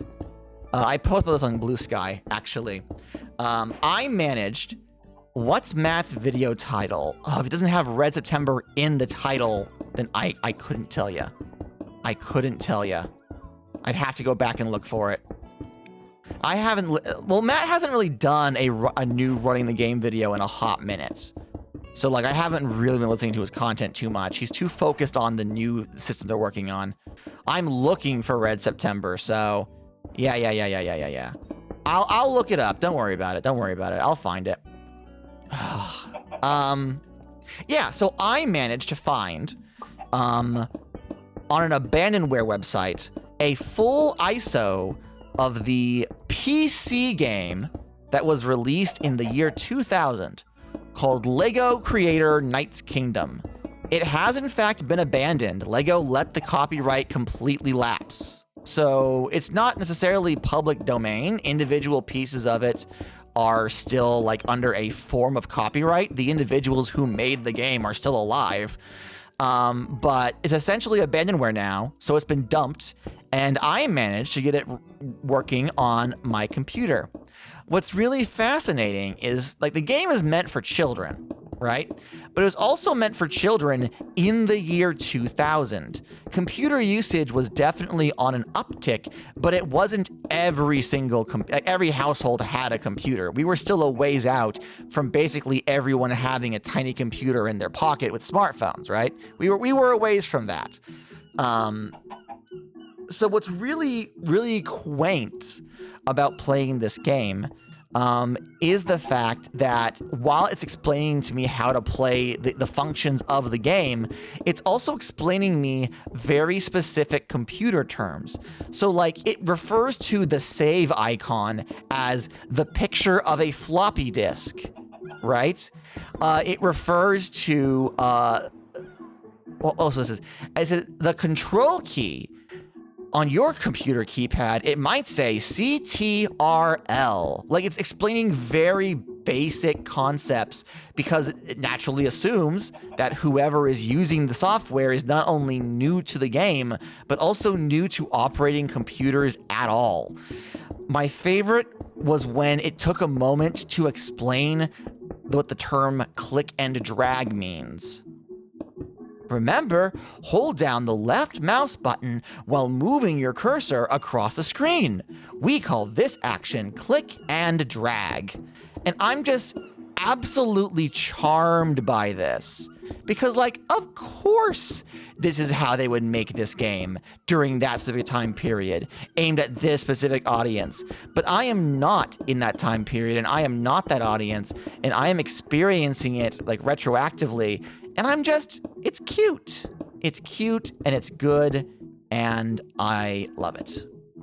I really, really do.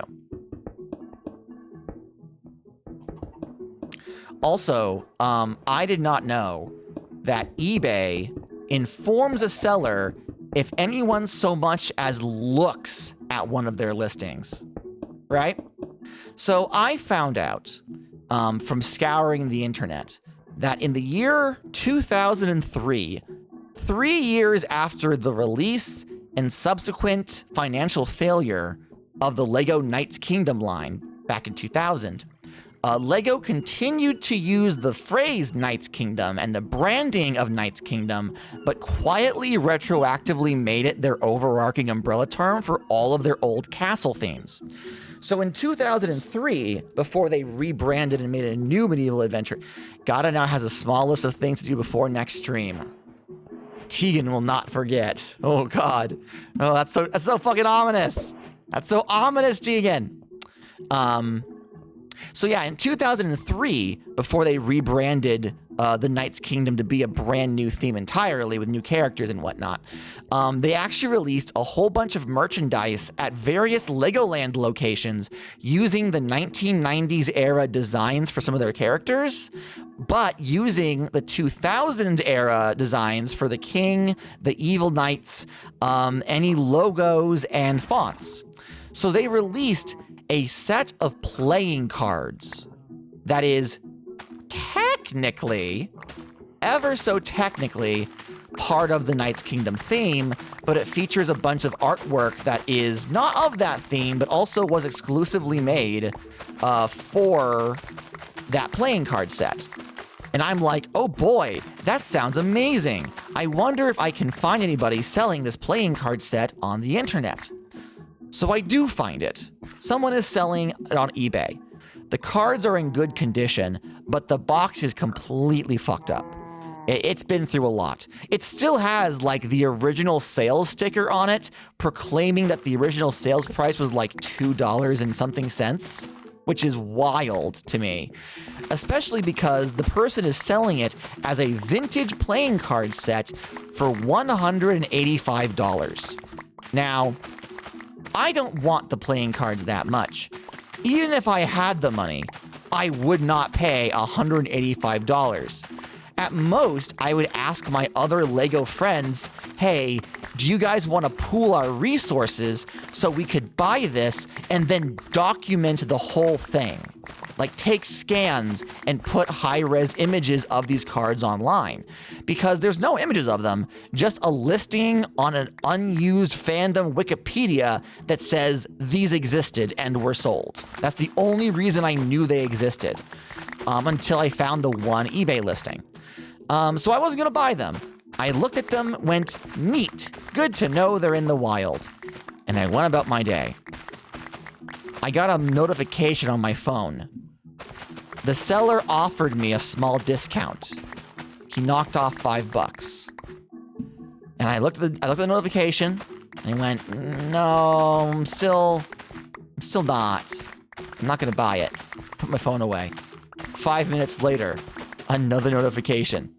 He's lowered it another $5. I go, I mean, $175. I mean, I still don't have that money. I'm still not going to buy it. 2 more notifications in a very short time span of each other, each time lowering it an additional $5. He stopped at $160, but the energy I got from that was, please, please, please, please, please, please, please, please, please.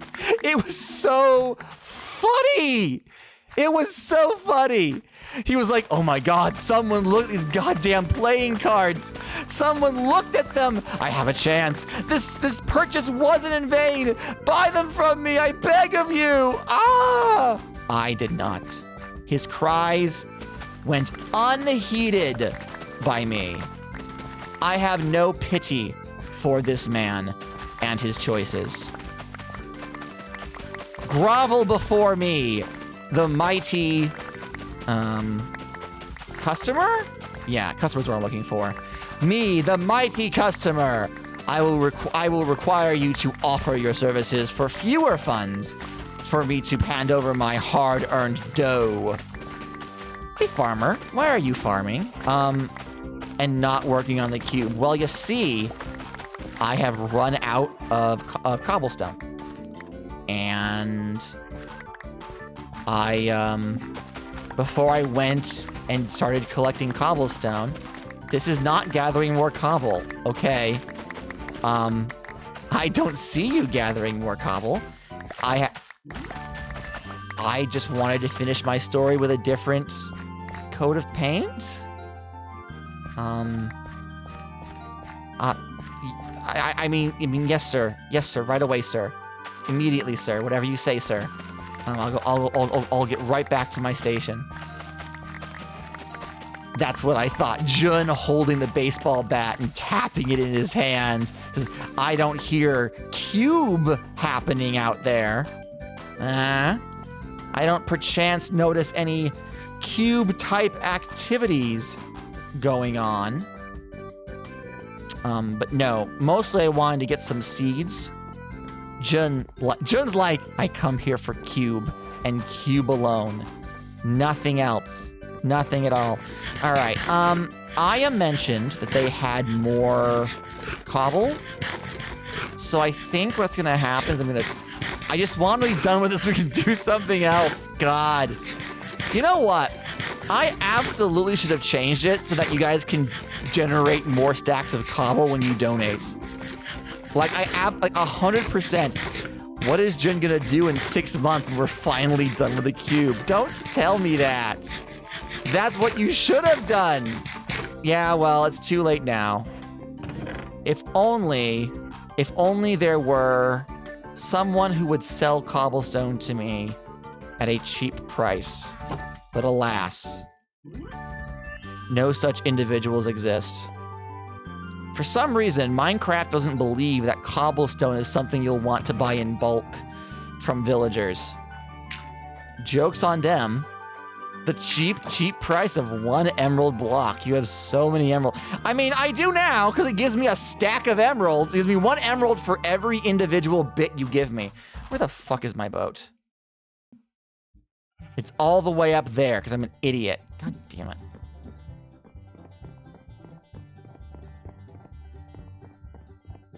We're going to get the boat. We're going to go to Aya's. Emeralds for bits. Damn. Yeah. I should have made it cobble for bits, frankly.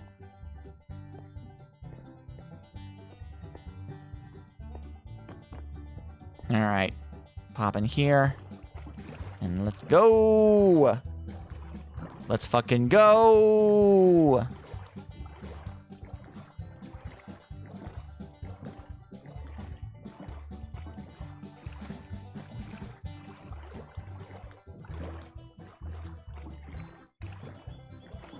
All right, we'll swing by Aya's, we'll grab some cobble, and then we'll head back and do a clicker mine test. You know, a little sesh of grinding while I talk about things going on in my life. Yep, because so many interesting and fanciful things happen in my life. I definitely don't just look at Lego and then come home from work. See, I'm waiting for Aya to finish the recycling center so I can offload all of my excess shit so people don't have to run all the way back to my house every time I have things. Yeah, that'd be nice. All right, just keep going. How's Princey doing? I bring stuff sometimes. I have a random whatnot that I would like to bring, but I always forget. You know what? I probably could have just emptied out my chests into my inventory and then brought it with me to Aya's, but whatever. It's done enough, I think. All right. Okay. You're offline until late November. That's fine. That's fair.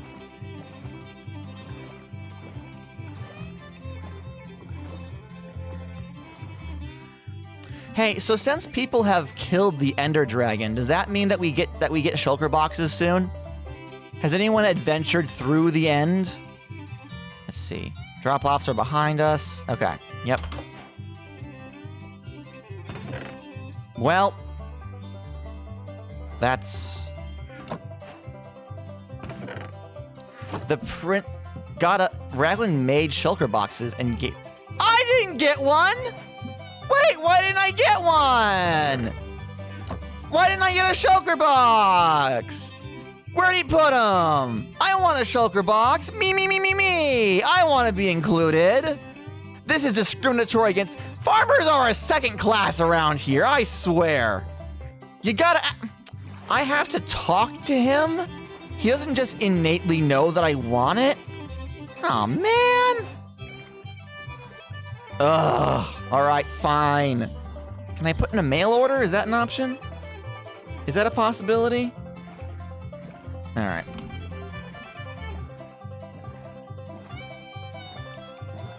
Let's see. Let me see. You filled mine with eggs. Stares longingly. Shulky box? Shulky box for Formogado? Shulky box for me, please? It's fine. It's fine.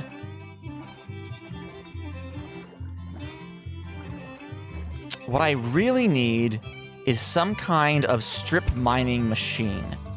Do you want mine? No, Tegan, it's fine. It's full of eggs. All right, that's it. Huh? It's joke time. Oh. Shut up and listen. Oh, no. Why did the hen only lay in winter? I don't know. Why did the hen only lay in winter? because she was no spring chicken.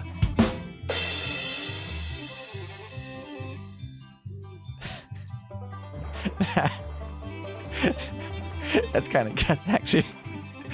actually pretty good. I didn't laugh at it, but it struck me enough that I had to stop for a moment and just kind of let it sit in. God damn it, Henbert. Oop, let me through. Let me through. I gotta get to a bed. It's nighttime.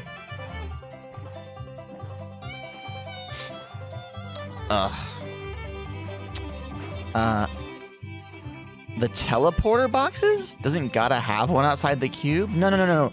No, that's an ender chest, not a shulker box.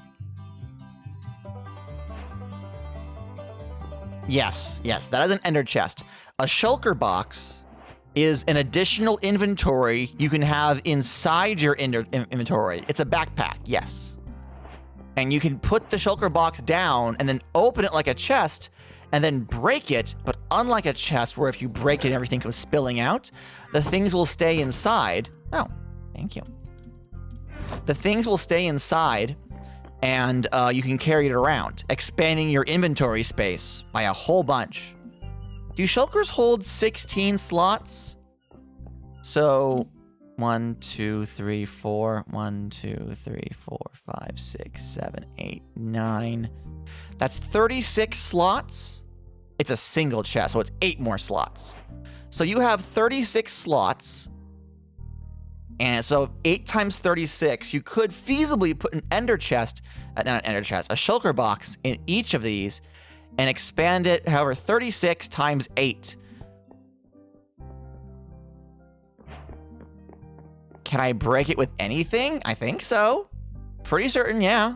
And it will keep its inventory. That's the whole point of a shulker box. Oh, it has to be with a pickaxe? Okay. 328 slots? Yeah, ender chest, you have to use silk touch. And every ender chest, when you open it up, has the same inventory. So if that ender chest I had over there, if I had an ender chest here, I opened it up, it would be the exact same rotten flesh that I put in that one. But if someone else opens up this ender chest or that ender chest, they would only see what they had put into ender chests. It's trans-dimensional storing per person. Yes, if you break your ender chest, the trans-dimensional storage still exists. So you can go to someone else's ender chest, open it up, and get your stuff. It's kind of like a little bank account that way. All right, so let's do this and then reload the graphics. All right. And now it's time for the Farmer Gotta Cobblestone podcast. As though sitting here listening to me talk while doing nothing of value wasn't already what you were doing. Hi, everybody. I'm your host, Farmer Gotta. And,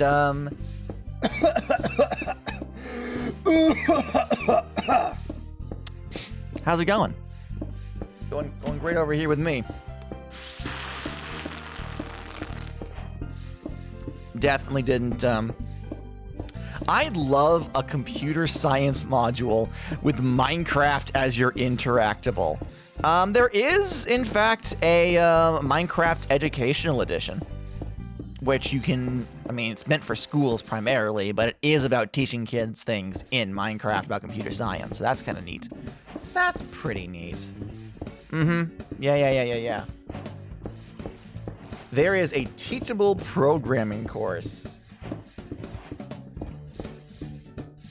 Yep.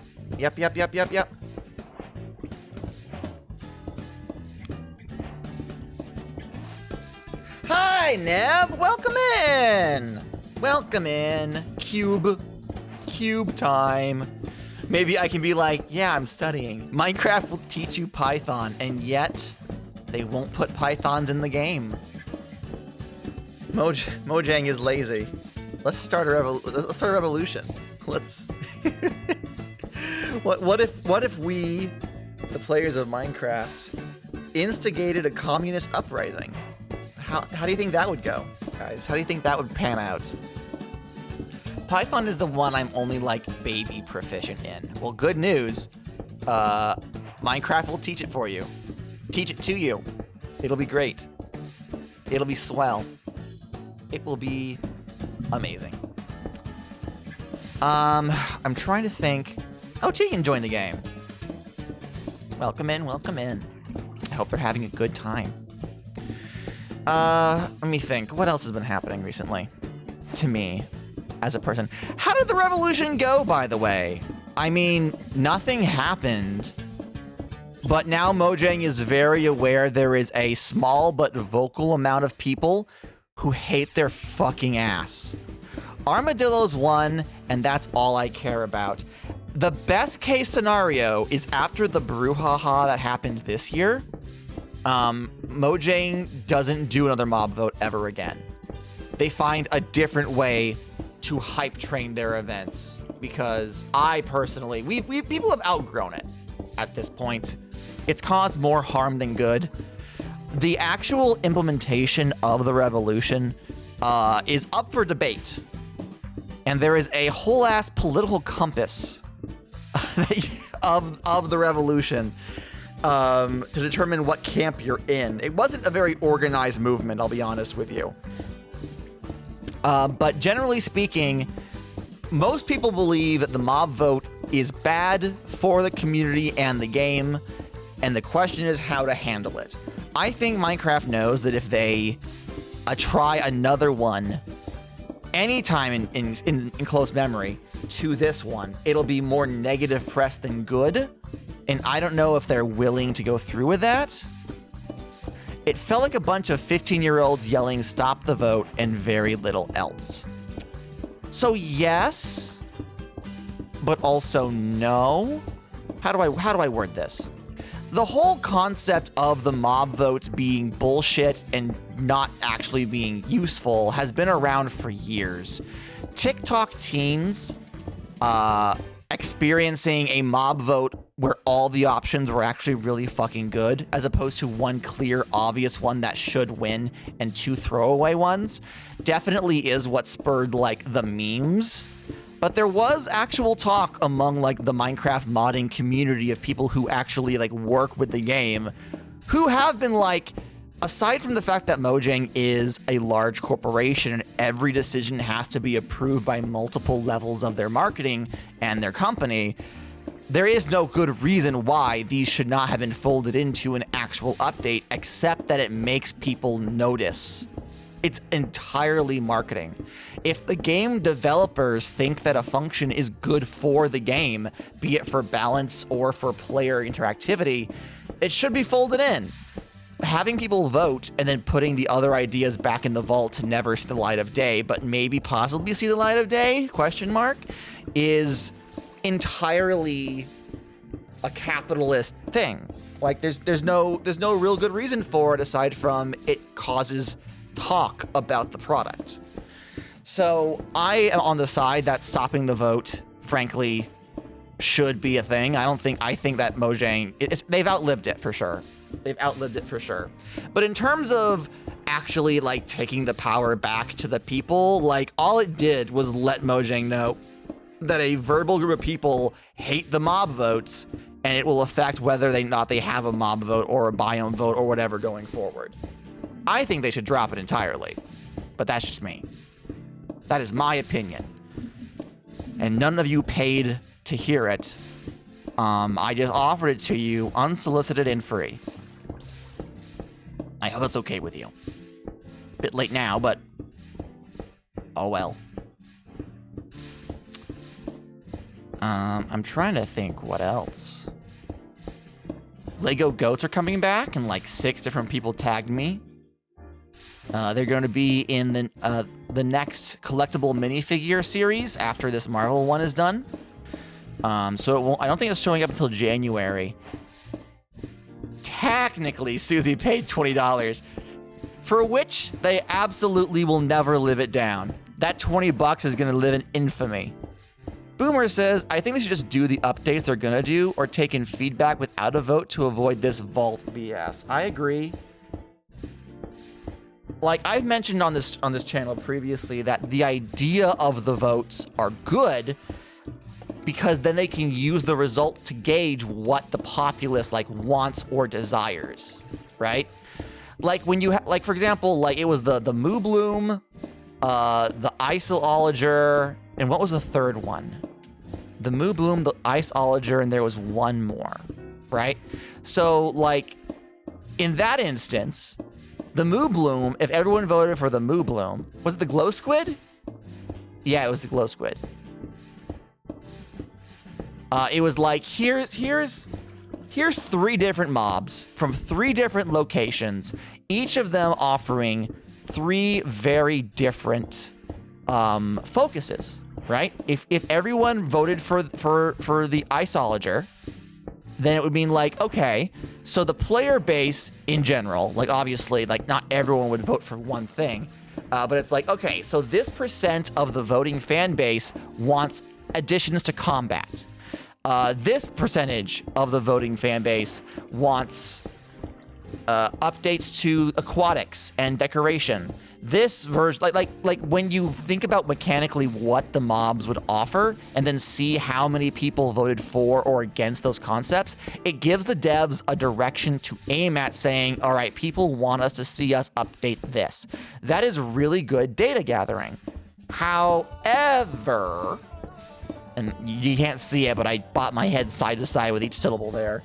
However, when the air quotes losing option is then just pushed away and lost forever, it completely muddles the data gathering water. Then it's no longer just people offhandedly saying, yes, I would rather you do this. It's people realizing if we don't vote this, we will never, ever, ever see it. And that skews the audience perception of the vote. That skews the data in a way that makes it less usable. So like, it's a great idea. I understand why they did it that way. I feel it makes more sense to say, hey, would you like to see more mobs, biomes, or mechanics? And then they develop from there. That's kind of sort of low-key what they were doing. But also, like, I don't know. The mob vote is over. The people who were losing their mind over it have moved on. We're getting the armadillo. Rest in peace, crab. Rest in peace, penguin. Armadillos and dog armor are like a pretty solid choice.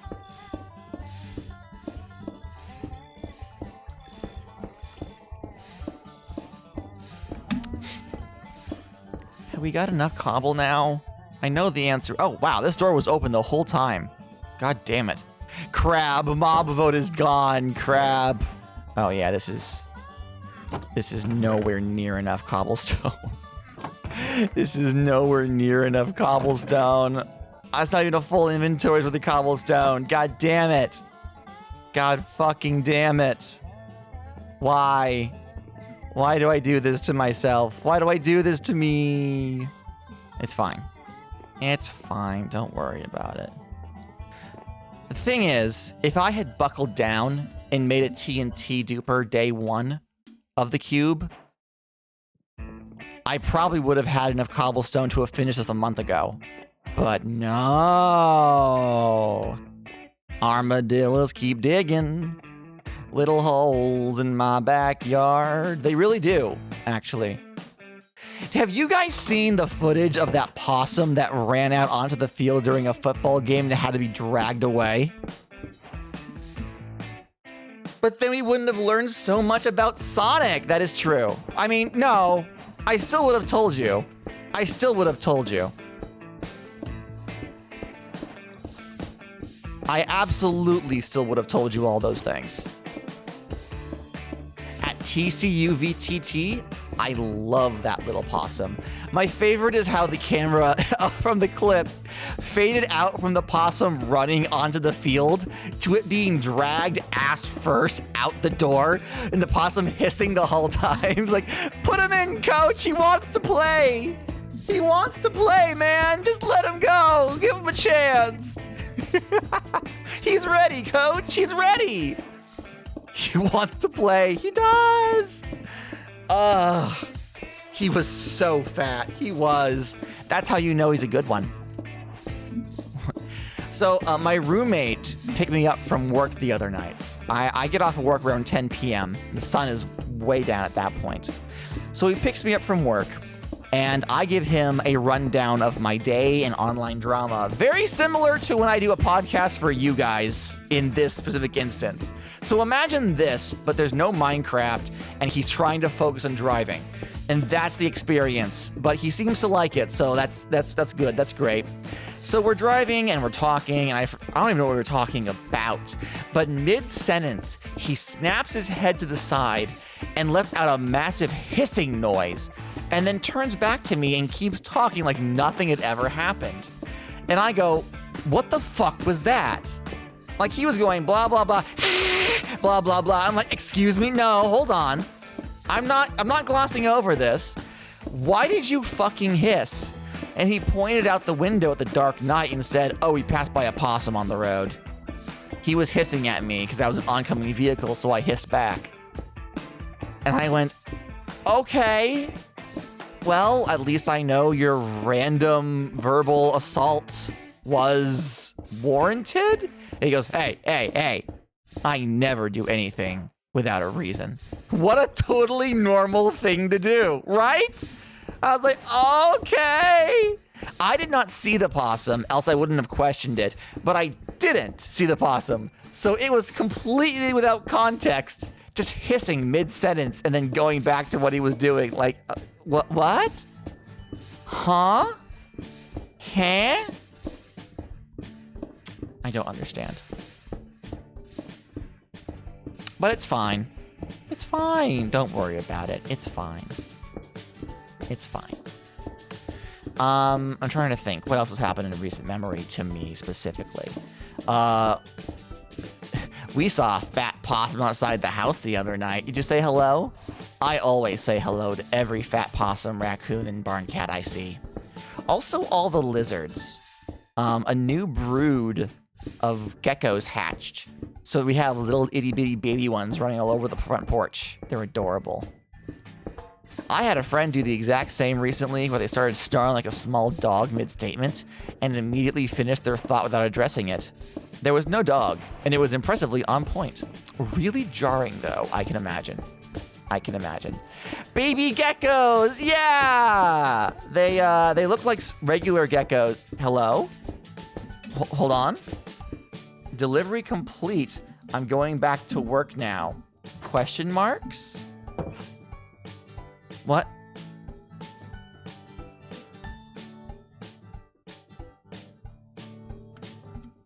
Yeah, to you. Oh, where's the delivery? Was it brought to the cube? Did I get more cobble from the cube? Oh my gosh. Oh my golly. It's time for mistletoe and holly. It's not, because I would rage quit out of the stream if I actually did that. December 1st, there will be a neat little Christmas jump scare. Yeah, Allegra, yeah, I know.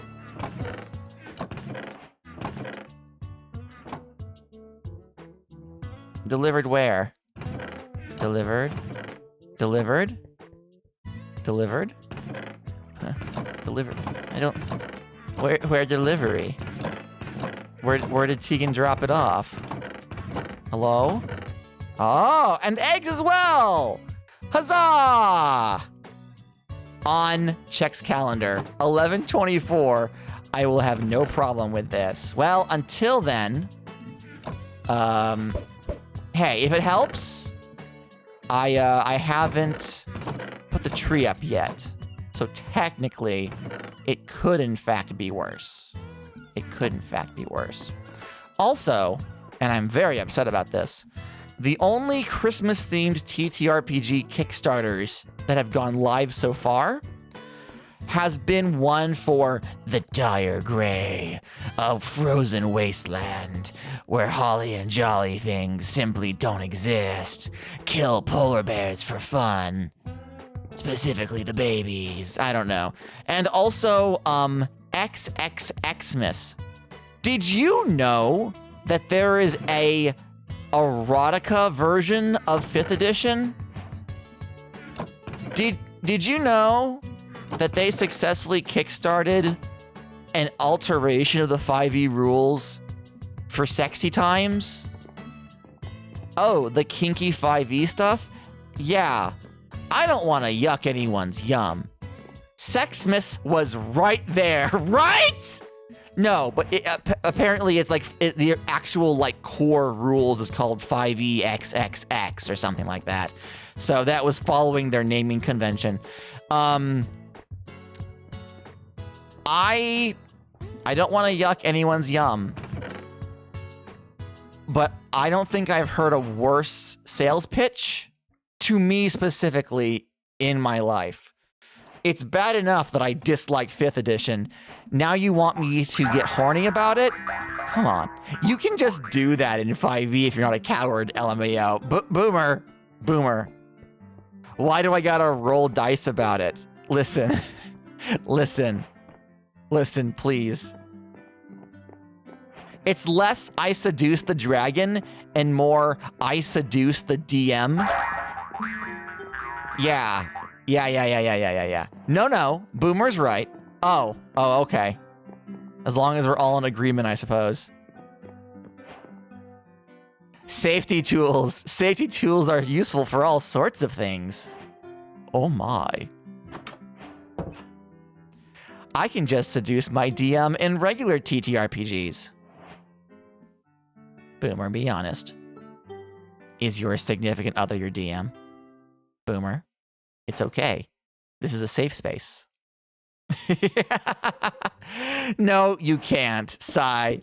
Tegan, who is free. Oh, Boomer might be in one of the games you play. Yes. Oh boy. No, absolutely not. Absolutely not. Sorry, Tegan. No. No offense. But you're not the ginger I'm trying to seduce. Ayo. Ugh. Big stretch. Ugh. Oh. You don't see this, but I did a big stretch and said big stretch. And then Brisket, who's in his cat tower next to me, also did a big stretch. Woohoo! Minecraft! Like father, like son. Like father, like son. What a good boy you are, Brisket. I love you. Let's go, Brisket! Let's go! Let's fucking go.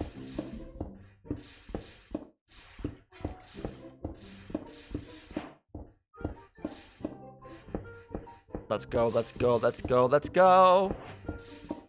Let's go, let's go, let's go, let's go. I guess we're just back doing cobble, I suppose. This is just our life now. We have no choice but to follow through on this.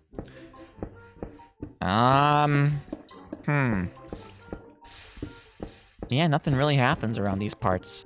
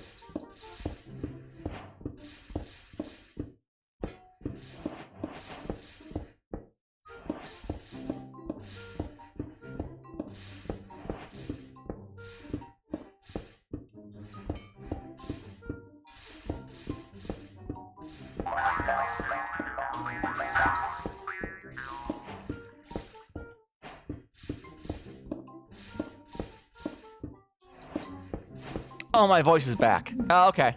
But I dropped my phone. And I was like, well, I'm silenced, so I might as well just go get it. Well, thanks. Hey, Boomer.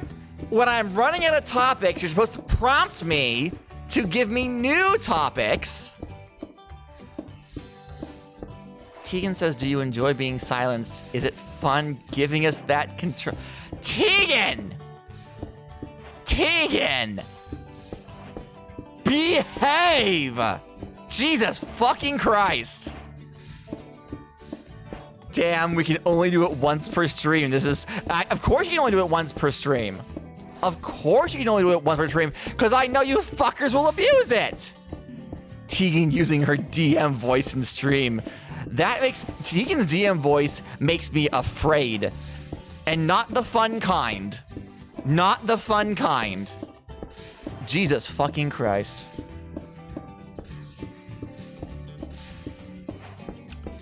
What? No. Yeah. I need to hear this. Yeah. I'm just a little guy. It's my first game. I have dropped the ball on scheduling games so badly. Jun is but a silhouette in a darkened doorway, holding a glinting knife. Being like, Gata, you said we're going to play games, Gata. I've got a game we can play. Pour one out for Jun. I mean, also Nebula. And also Bandit, who are in that game as well. Like, it isn't exclusively Jun. Jun's just the one who is visibly getting murderous with every passing day.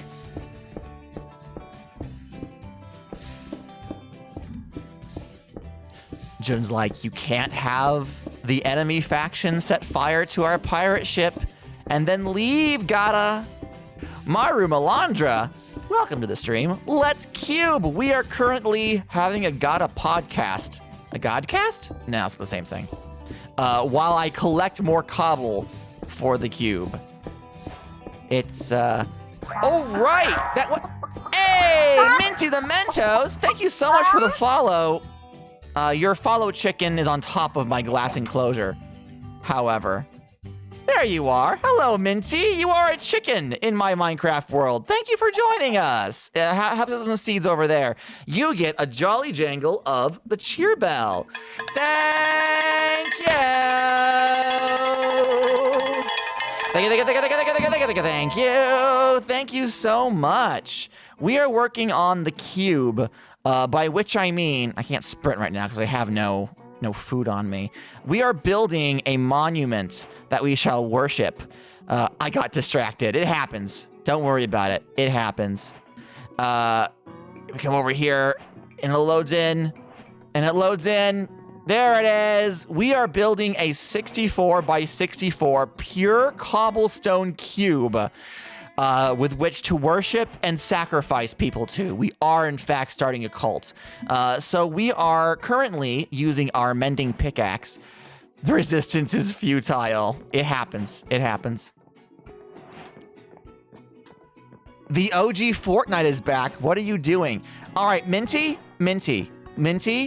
Let me tell you the truth. I have played Fortnite once in my life.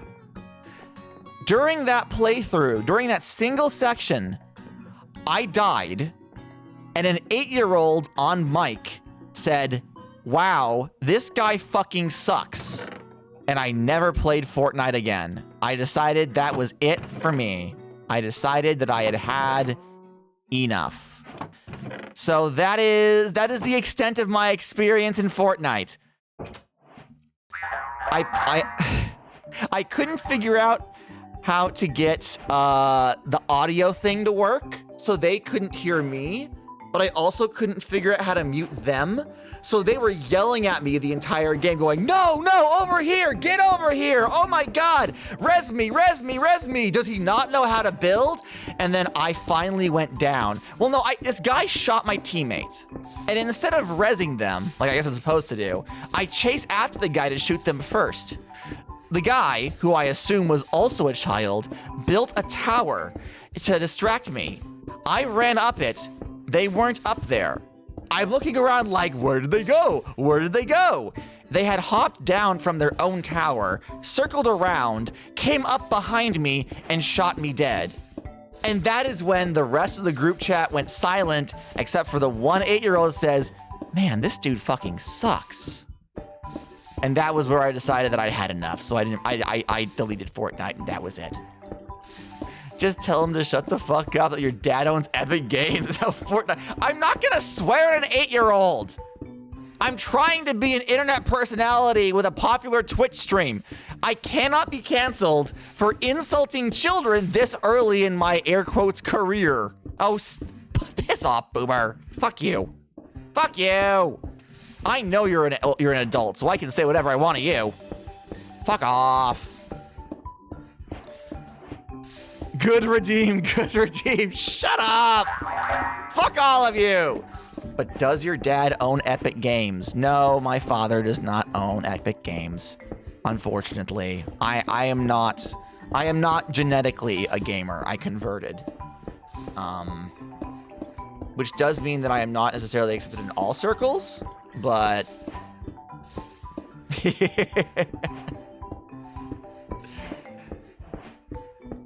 God, what? I'm being honest. I said what I said. My dad works for Epic Games, and he told me Tomato Town was a plant by Big Pizza. I don't know what happened at Tomato Town, but I don't think it's good. How do you know I am an adult? I could be a child. That is true, Minty, which is why I haven't swore at you yet. Until I know whether or not you are a minor or a major, I will treat you with respect. Boomer gains no respect. I think someone dropped something there. Possibly. Possibly. It's entirely possible. Everyone argues all at once. It's entirely possible. Thank you for the veg. Thank you, thank you, thank you, thank you, thank you. What happened? I had to shower. Fortnite. I'm like barely younger than Gata, and we just fight. Lol. Yeah. Do people drop in Papa, Fortnite? Does this mean I am a Nepo baby?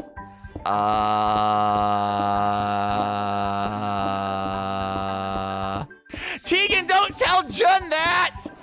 I almost got off scot-free! God damn it! God damn it! Thank you, Mara Malandra. Thank you. We were talking about all the games Gata's supposed to be DMing for you. I would never lie to Jun. That is untrue. You have been his DM. I also owe him again. Owe him a game. Yeah, no, you're in the same boat. But I'm worse. I could seduce Tegan? Question mark? It's just Maru, mate. You know me. Maru, did you change your username? Thank you for touching the floof disrespectfully. Get those fingers right in there. Gotta let us know that he's aware you've been lurking in the shadows sharpening your knife. Yes. Maru, you're not DeCinco? No, I did not see.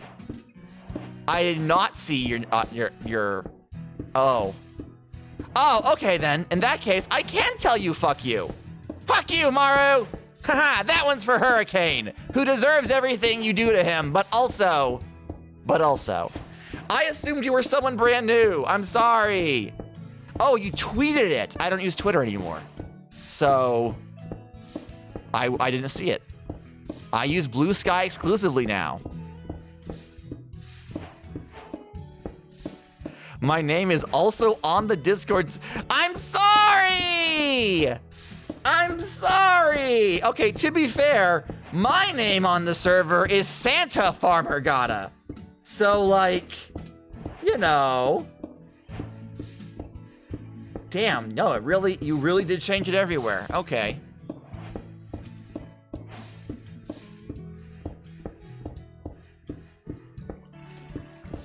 Did my nickname not get changed?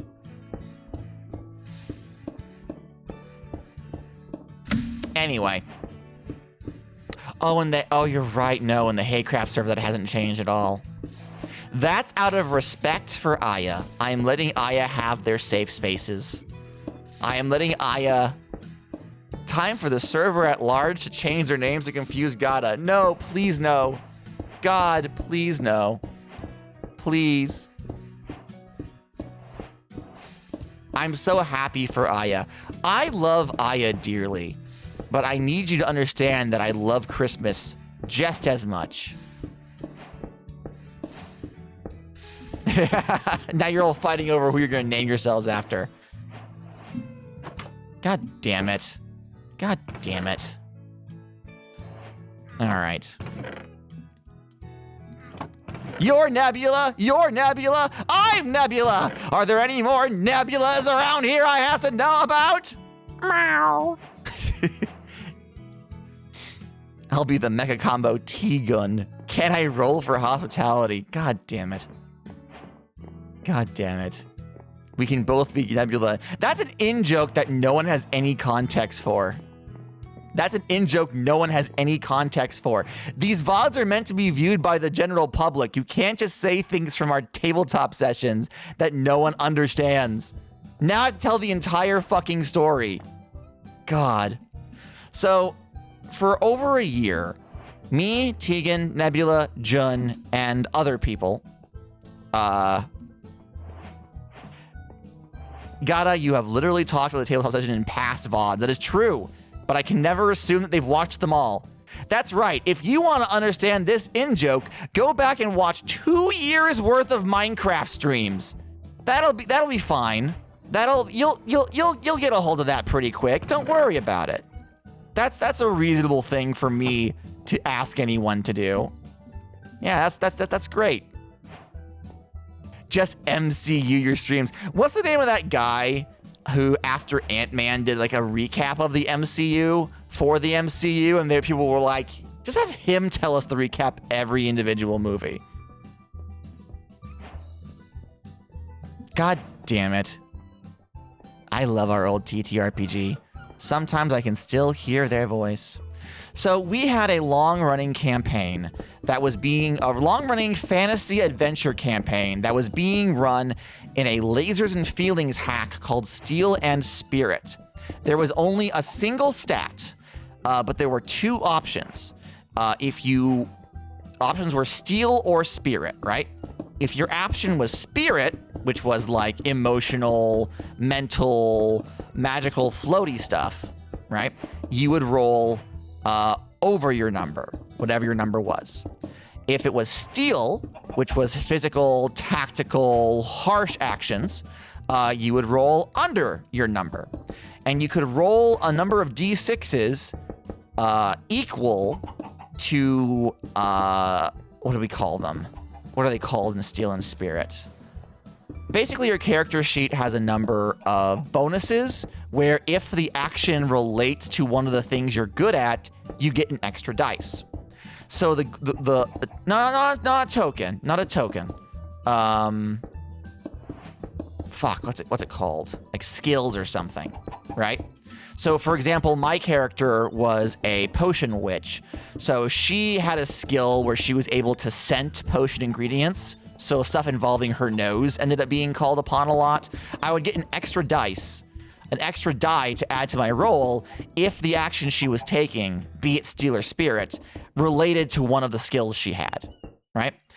And Nebula's character had a skill called Hospitality.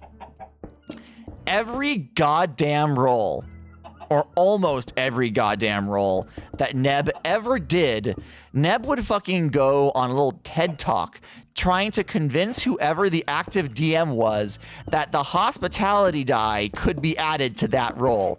May I roll for hospitality became a shorthand for bullshitting the DM. And what's worse is that Neb was really good at bullshitting the DM. 9 times out of 10, I would have to begrudgingly allow it because you know what? I know you're shitting me here, but it's working and I'm mad about it. So every time Neb would have this smug little grin in their voice being like, may I roll for hospitality? It's like, God damn it. Yes, you can roll for fucking hospitality. But like, obviously, it was never a situation where like, honestly, I mostly played it up because it was like bullshit puns. Yeah. Neb went out of their way to be able to like say, oh, but you see, this is being done hospitably. It's like, God fucking damn it. Okay. All right, fine. And that's the in-joke. I hope you enjoyed learning about that little piece of lore. Tegan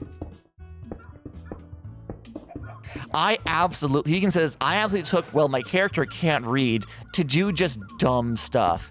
Yeah, no. We definitely all took like one facet of our characters and ran with them, and that became like the recurring joke for us during that entire game. I think my favorite time was when I completely forgot that your character couldn't read Tegan, and then hinged an entire adventure upon him gleaning information from a written note. And you got to scream gleefully as I described the scenario with, my character cannot read. And I had to sit there in dumbfounded silence, realizing, oh my God, that's right. It has been canonically established that this boy barely knows his ABCs. He is illiterate, Your Honor. And I just had to sit there in stunned silence while Tegan cackled over the voice call. I opened a paper and Gata started describing it, and I was like, no, it doesn't say that, because he can't read. God. And yeah, no, and the other character who was there could not read the note for him because it was magically for his eyes only. What a fucking train wreck that session was. What a fucking train wreck that was. That was the same game. That was the same session where I gave another player a sentient pet Roomba. I think they used it maybe once after that. I gave them a brand new robot pet and they forgot about it. Yeah, no, that was the same. That was the Roomba session. That was the exact same Roomba session. They are still rolling around to this day. God.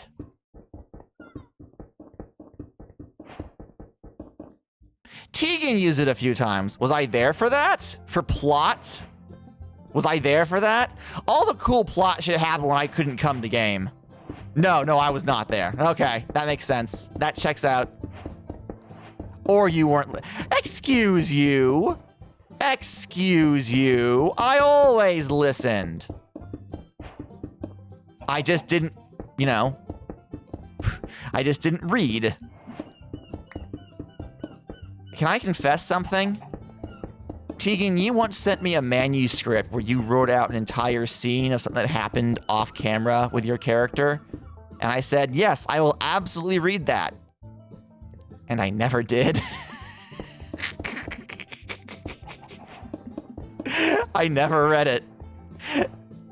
I know you never read it. Oh no! I still have it. One fear. I'm sorry. I'm sorry. That's okay. I ended up being the main DM anyway, so it doesn't matter. Yeah. I introduced a bunch of stuff to the main. It was the game where we rotated DMs. So in the early bits, it was organizing a lot of different lore together and combining our ideas to make a cohesive story while also being rotating players. It was an interesting concept, and I'm glad that we gave it a shot.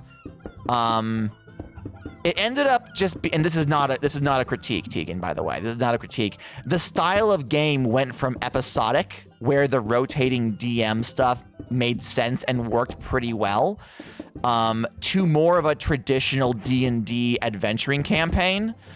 And in the transition, we did the game became something else entirely. So switching from multiple DMs to one DM made sense for the story that came out of the mini-sode format we were using. It's okay. Tegan remembers all. Tegan became our lore keeper, and that's all I really want to say about the matter. Just Tegan became the lore keeper, and that's how you know the story went. That's how you know the story went.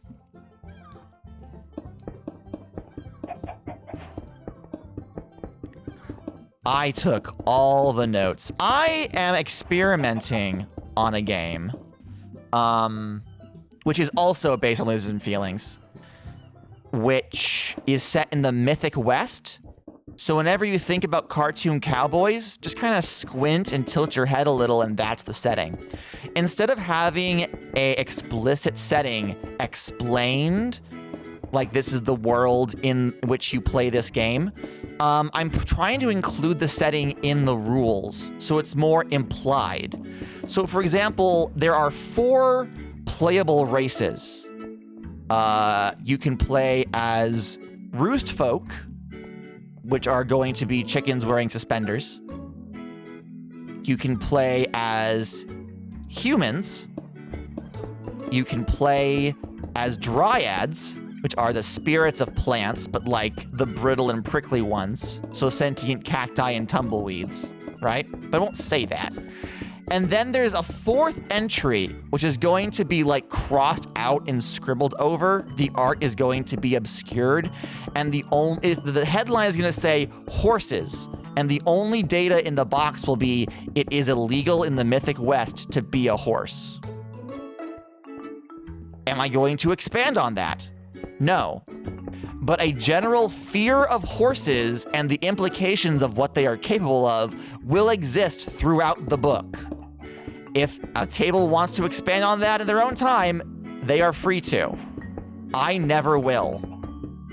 And that's my experiment. I am implying a setting via the rules without explicitly stating what the boundaries of that setting are, and hoping that someone will be inspired by that to take it and move forward. For example, one of the player classes is called the Banker. The Banker works at a bank and is waiting for the 12 o'clock train. Hopefully, the shipment on this one won't be robbed.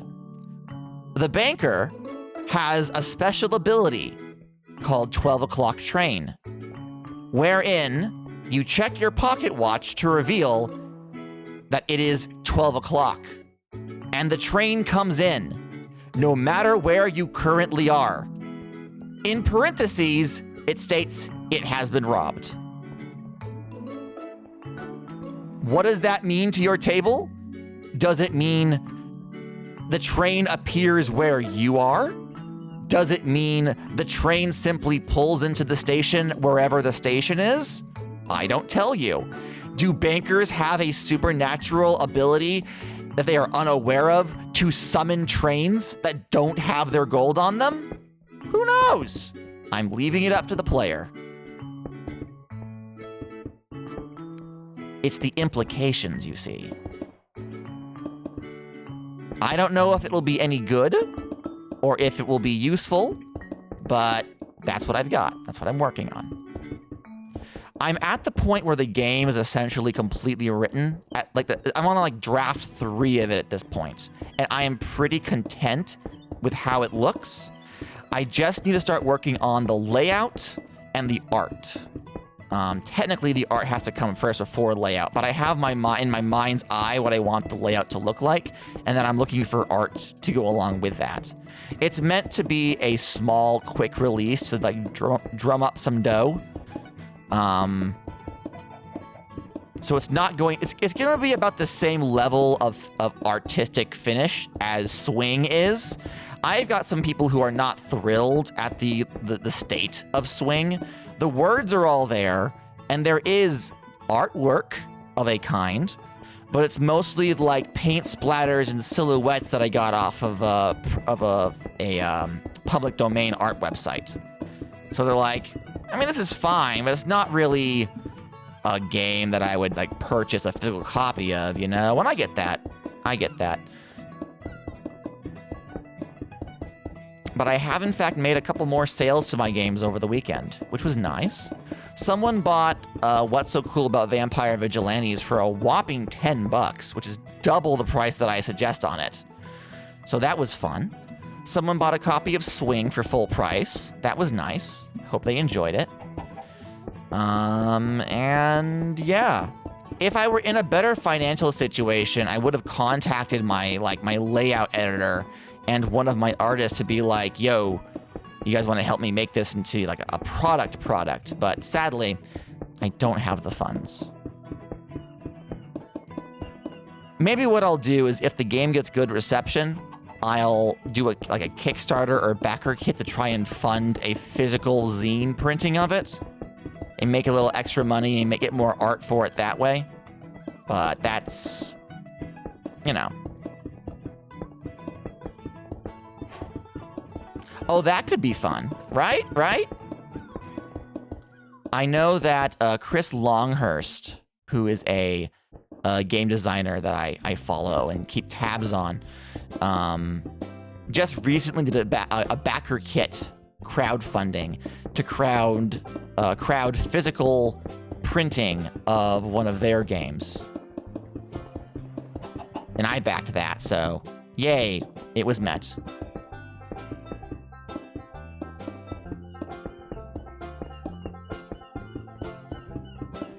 So it's definitely doable. And it would be nice to be able to finally say, yes, I've done a print run of a game that I have written. Might open the door for future print runs, you know? Maybe I'll pretty up Swing and What's So Cool About a Vampire Vigilante and make them like a physical product someone can purchase, as opposed to just a PDF.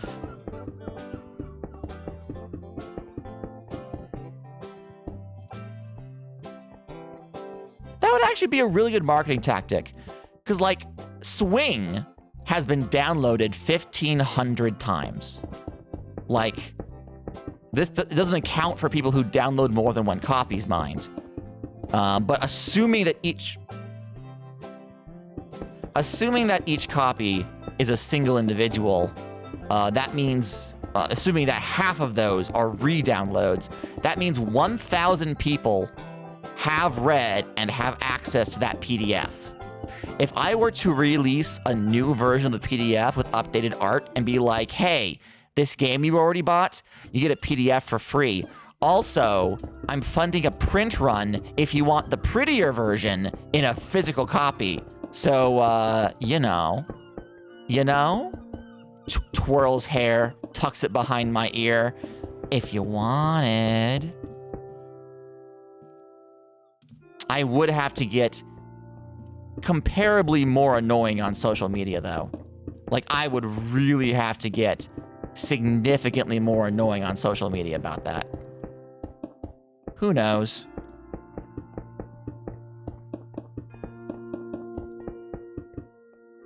I am still waiting on an artist that I commissioned a ways back at this point to send over the concept art I commissioned them for my Daring and Dreaming game, which is still in progress. I've made some significant changes to it. But now that I've sat back and reread it, I'm like, but am I in love with the changes? Am I really? No, the answer is no. The answer is no. I'm not in love with the changes.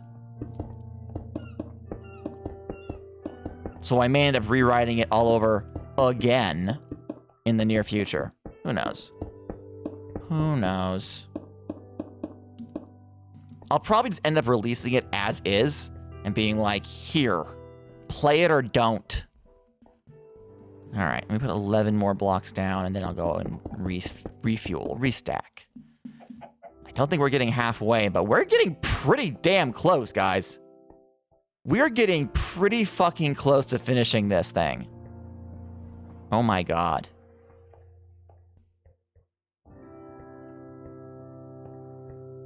All right, let's reload.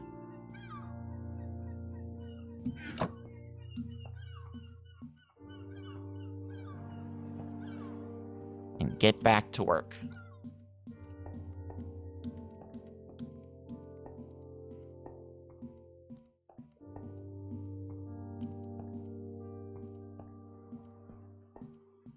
Okay, where do we want to start this time? Well, we definitely have to seal off this. Yeah.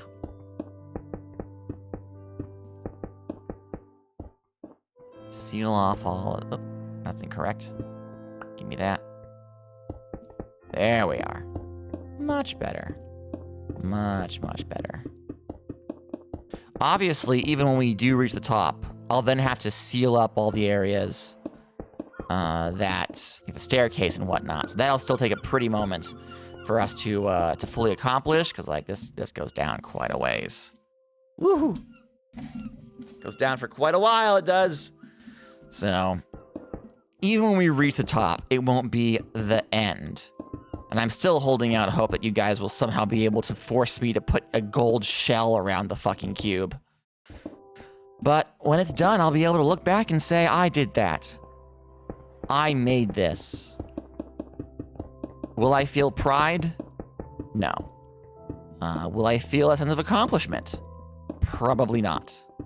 Will I live the rest of my life glad that I accomplished this? Absolutely no. But it'll be done, and I'll have earned that 20 American dollars. That sweet, sweet 20 American dollars. Which is barely enough for it. It isn't even enough for taking gas these days. But by Jove, I sure did follow through with what I promised I would do.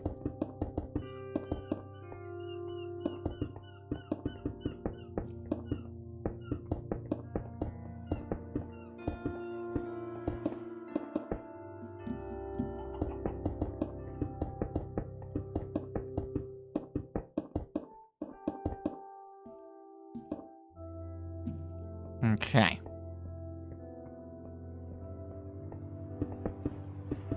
Let's swoop over this away.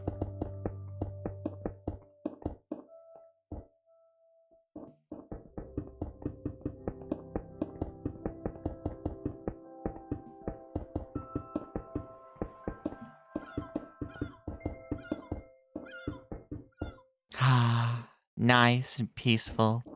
Just me. The gentle sounds of the ocean, the singing of the seagulls, and Meatloaf. What are you, Meatloaf? Get off my keyboard, please. Meatloaf. Hey, thank you.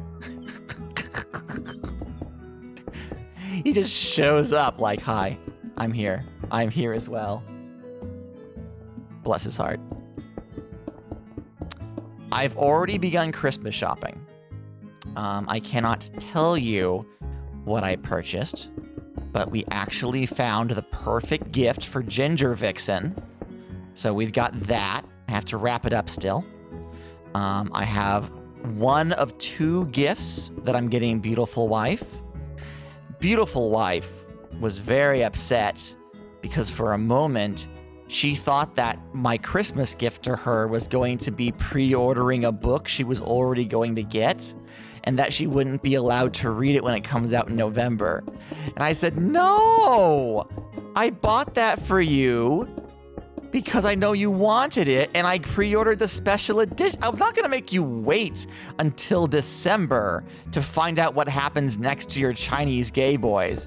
And she, crying, goes, oh, thank God, I was so worried. I'm like, I'm not a monster. I'm an idiot, but I'm not that much of an idiot. Like, come on. I would never do that to you. And she was like, okay, I was concerned you thought you were doing good. That wouldn't be good. Like, no, that would not be good. I would, Beautiful Wife has promised that she will never make me sleep on the couch. I think that might be what does it. I think that might, that mess, if that mess up were true, that might be what ruins our relationship.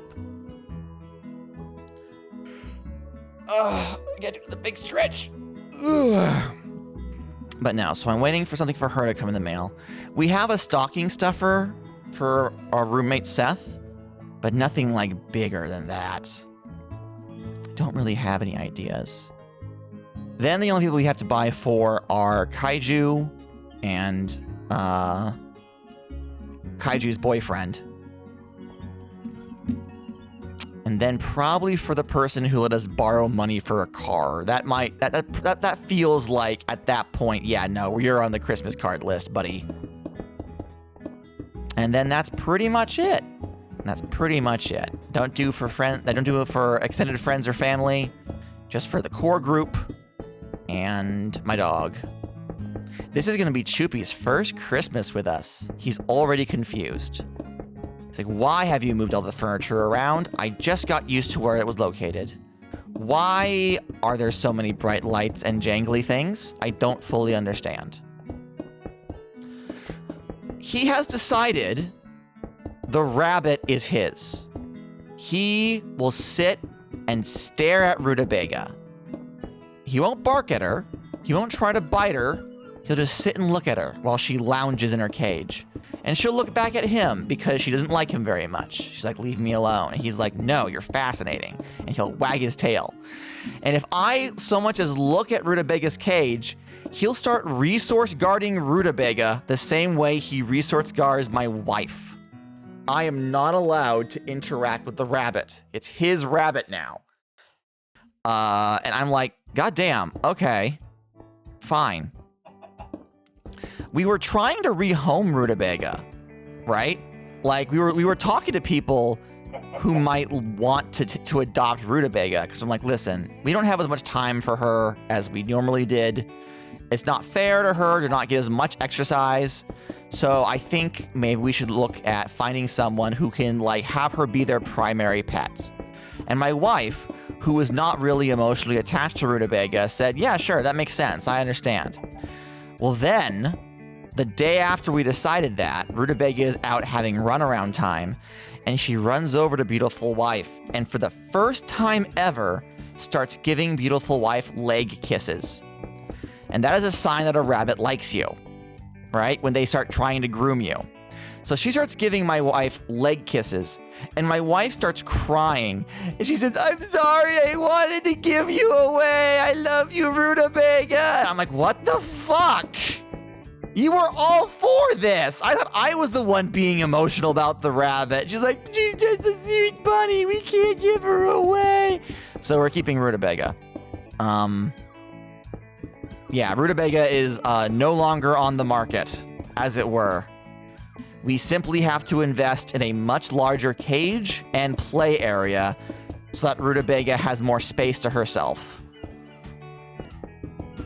We also have to invest in baby gates so that Choopy can still be a part of the family while being separate from the rabbit.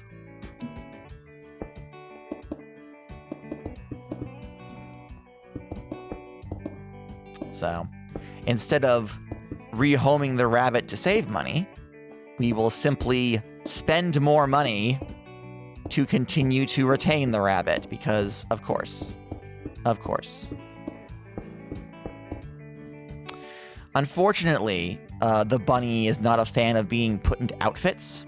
So bunnies have this little chest poof of extra fat and fur on the front of them.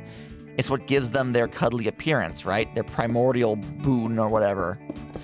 And she was digging around in the house and she came across an old Christmas ribbon, an old Christmas bow that had been stuck to something. And now its adhesive side was exposed. And she got it stuck on her floof. I came over to my rabbit fucking head-banging, full body, trying to dislodge this Christmas ribbon from her person.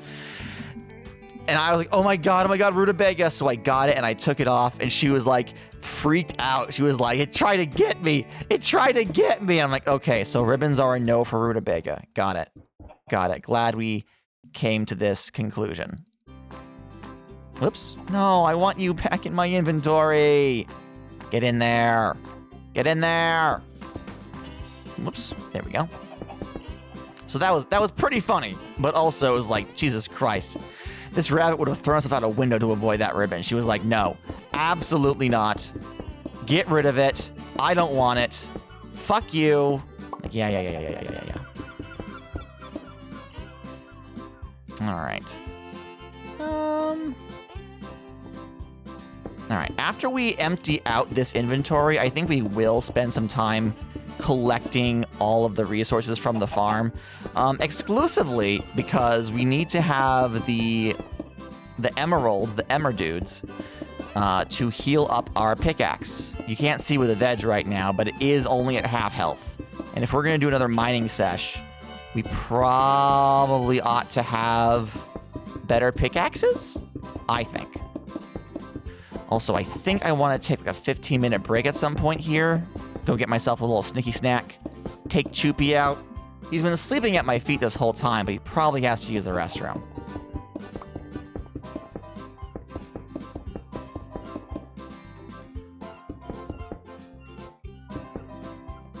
Fill that up.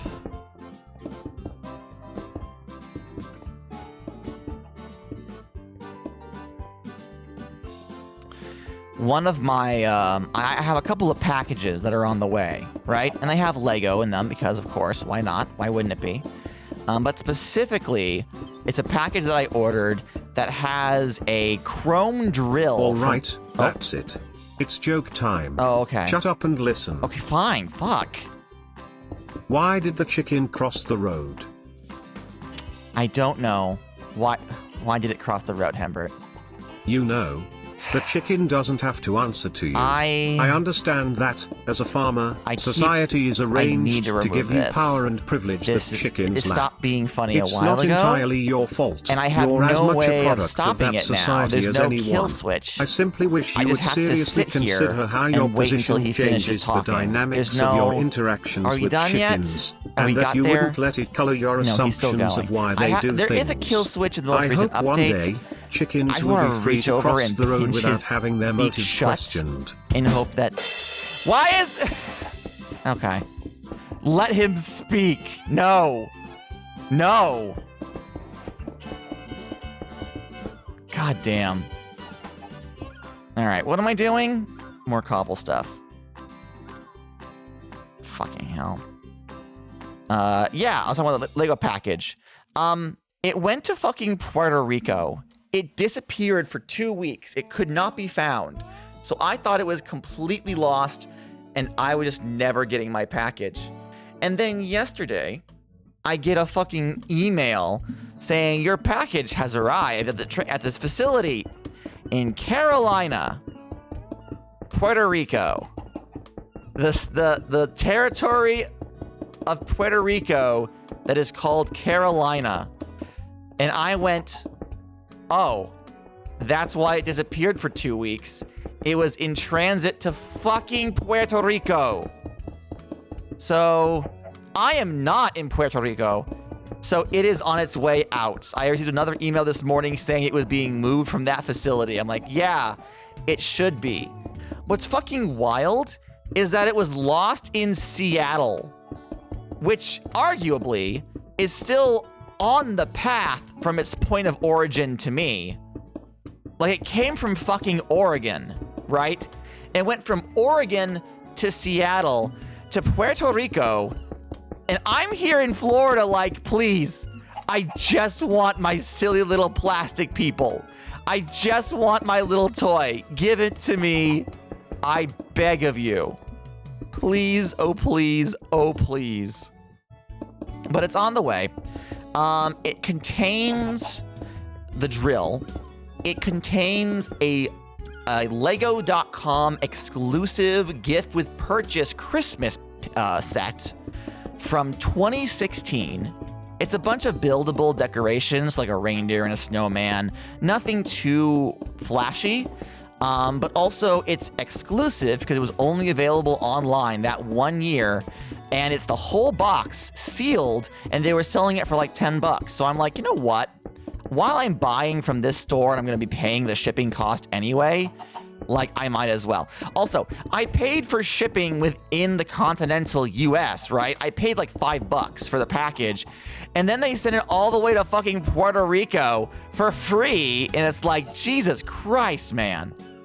Jesus tap dancing Christ. But it has the drill.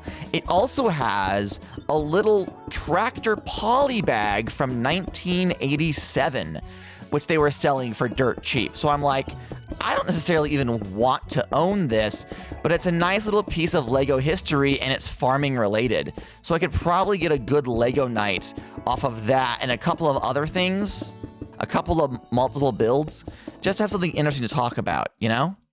I can talk about 80s Lego and farming Lego and that sort of thing. Give a little history lesson. So that's what's in it. The big order that I have sitting in a cart, I'm probably going to pull the lever on tomorrow when I get paid. It's under $50. But what it is that Lego has an online service called Pick-a-Brick.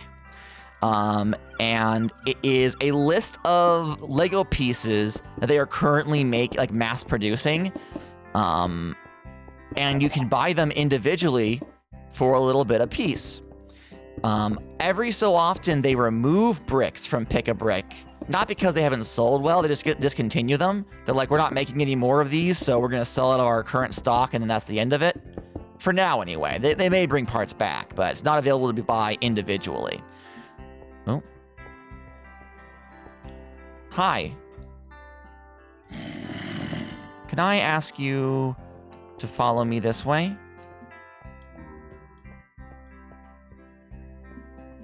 Yeah, just come over here. All right, pathfind to me and a little over here. Okay, and then we knock you into the hole. Oh, or I just murder you in cold blood. Okay. So I have a cart full of random pieces that I want to get a hold of before they are removed entirely. While those pieces are readily available on Pick-a-Brick, the Pick-a-Brick prices are the best prices for them because they're readily available. And anyone who buys them from Pick-a-Brick is going to want to make even a few cents profit. But once they're no longer available on Pick-a-Brick, anybody who has them can raise the price to whatever they think will sell because it's no longer readily available and they're the only source of it. So it's a whole thing. Did I get all the cobble? No, there's a little more left. All right. Grab this and head back upstairs. This will be the last of my cobble. And then it's 3:20. Actually, you know what? Chat slowed down quite a bit. Not saying you guys are responsible for anything, but definitely fewer people are actively watching. I think now is a good time for a 15-20 minute break for me to go get some food, take Choopy out, and go from there. So instead, let me do this. Let me drop down. I'm gonna set up my auto miner while I finish telling you about Lego stuff. And then I'll do some auto mining while I'm on break. Okay? So let's put this up. Put all this up. What do I have in here? I have a lot of resources that they won't want, which is fine. That's dirt. That was wood for a moment. Okay.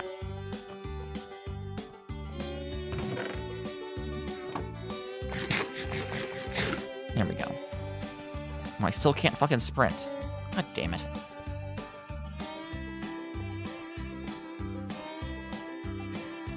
I thought for sure that would be enough. But no, let's go grab a bunch of the carrots and beetroot that I collected, trade them with some villagers to get my pickaxe to full, get started on a mining session while I run off and take care of the aminals and myself.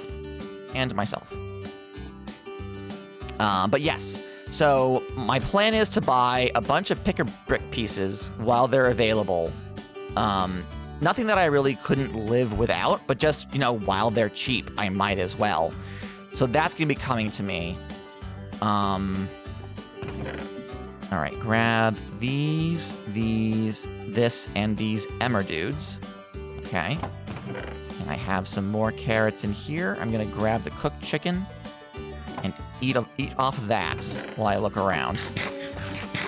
Delicious, delicious. Delicious, nutritious, everything I wanted more. All right, fantastic. So now we go and we find the villagers. They're on the other side of the bridge.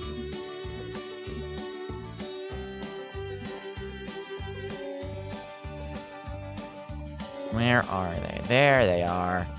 Hello, hello, hello, everyone. I have come to trade things with you. Let's look at you first. What do you have? I can buy blocks of quartz? No, I don't know about that. All right, here. You will take wheat. There we go. And carrots until you won't take carrots no more. Keep it going, keep it going. And that's all my carrots. Okay. What do you have? Beetroot. I can sell you beetroot. Sell you beetroot all day. All right, and you will not buy any more beetroot, which is upsetting. What will you... I can buy arrows from you, and actually I think I can go do that. There we go. That's all the arrows you will accept from me. That's fine. What about you? I technically have enough for a couple bells. Yeah. Let me buy 2 bells. And then do I have... I have no armor on. So let's buy one of these. One of these. And I am out of Emerdudes for now. Let's put these on. Huzzah. Alright, what else we got? Oh, you will take beetroots. Amazing. Gather all of this. Alright, that's enough beetroot. Go back to the armorer guy. Oh, and now you'll give me things for cheaper. Well then. Don't mind if I do, good sir. Alright, what else? There should be... nothing of any saleable value, I don't think. Beetroot. I am so close. I am so fucking close to being able to completely fix my pickaxe. Let me get some paper. And there should be a librarian around here somewhere. Hello, oh, there you are. Librarian. Okay, got that. And that's all I got. What else should I buy? Let's buy a bunch of lanterns. And that doesn't quite fix me up to full. Are you kidding me? Oh, because he ran out of he ran out of lanterns to sell me. Okay, so there's hope. We still have a few more. Let's buy apples. There we go. Now my pickaxe is completely full. The farmer, yes, he is upgraded. He will sell me suspicious stews now. Not that I want those. And I have apples that I can go put into my bone meal thingamabob-a-majar. And actually, I should probably be able to put... You have 1 bell here, right? If I go over here and put a bell, will the game think it's an extension of the village? Possibly. I kind of just want to get more iron golems spawning, you know? So let's put 1 here. Can I right-click it? There we go. And then if I go and put 1 over by the cube. Well, I don't really want anything by the cube. Let's just put you here, next to my ruins of a house. All right. So with all that out the way, let's dump this stuff in here for right now. I'll organize it later. I'm going to go ahead and get mining, and we'll be back in like 15 minutes or so. Let me go ahead and switch over. I'll see you guys in a bit. Why was that okay.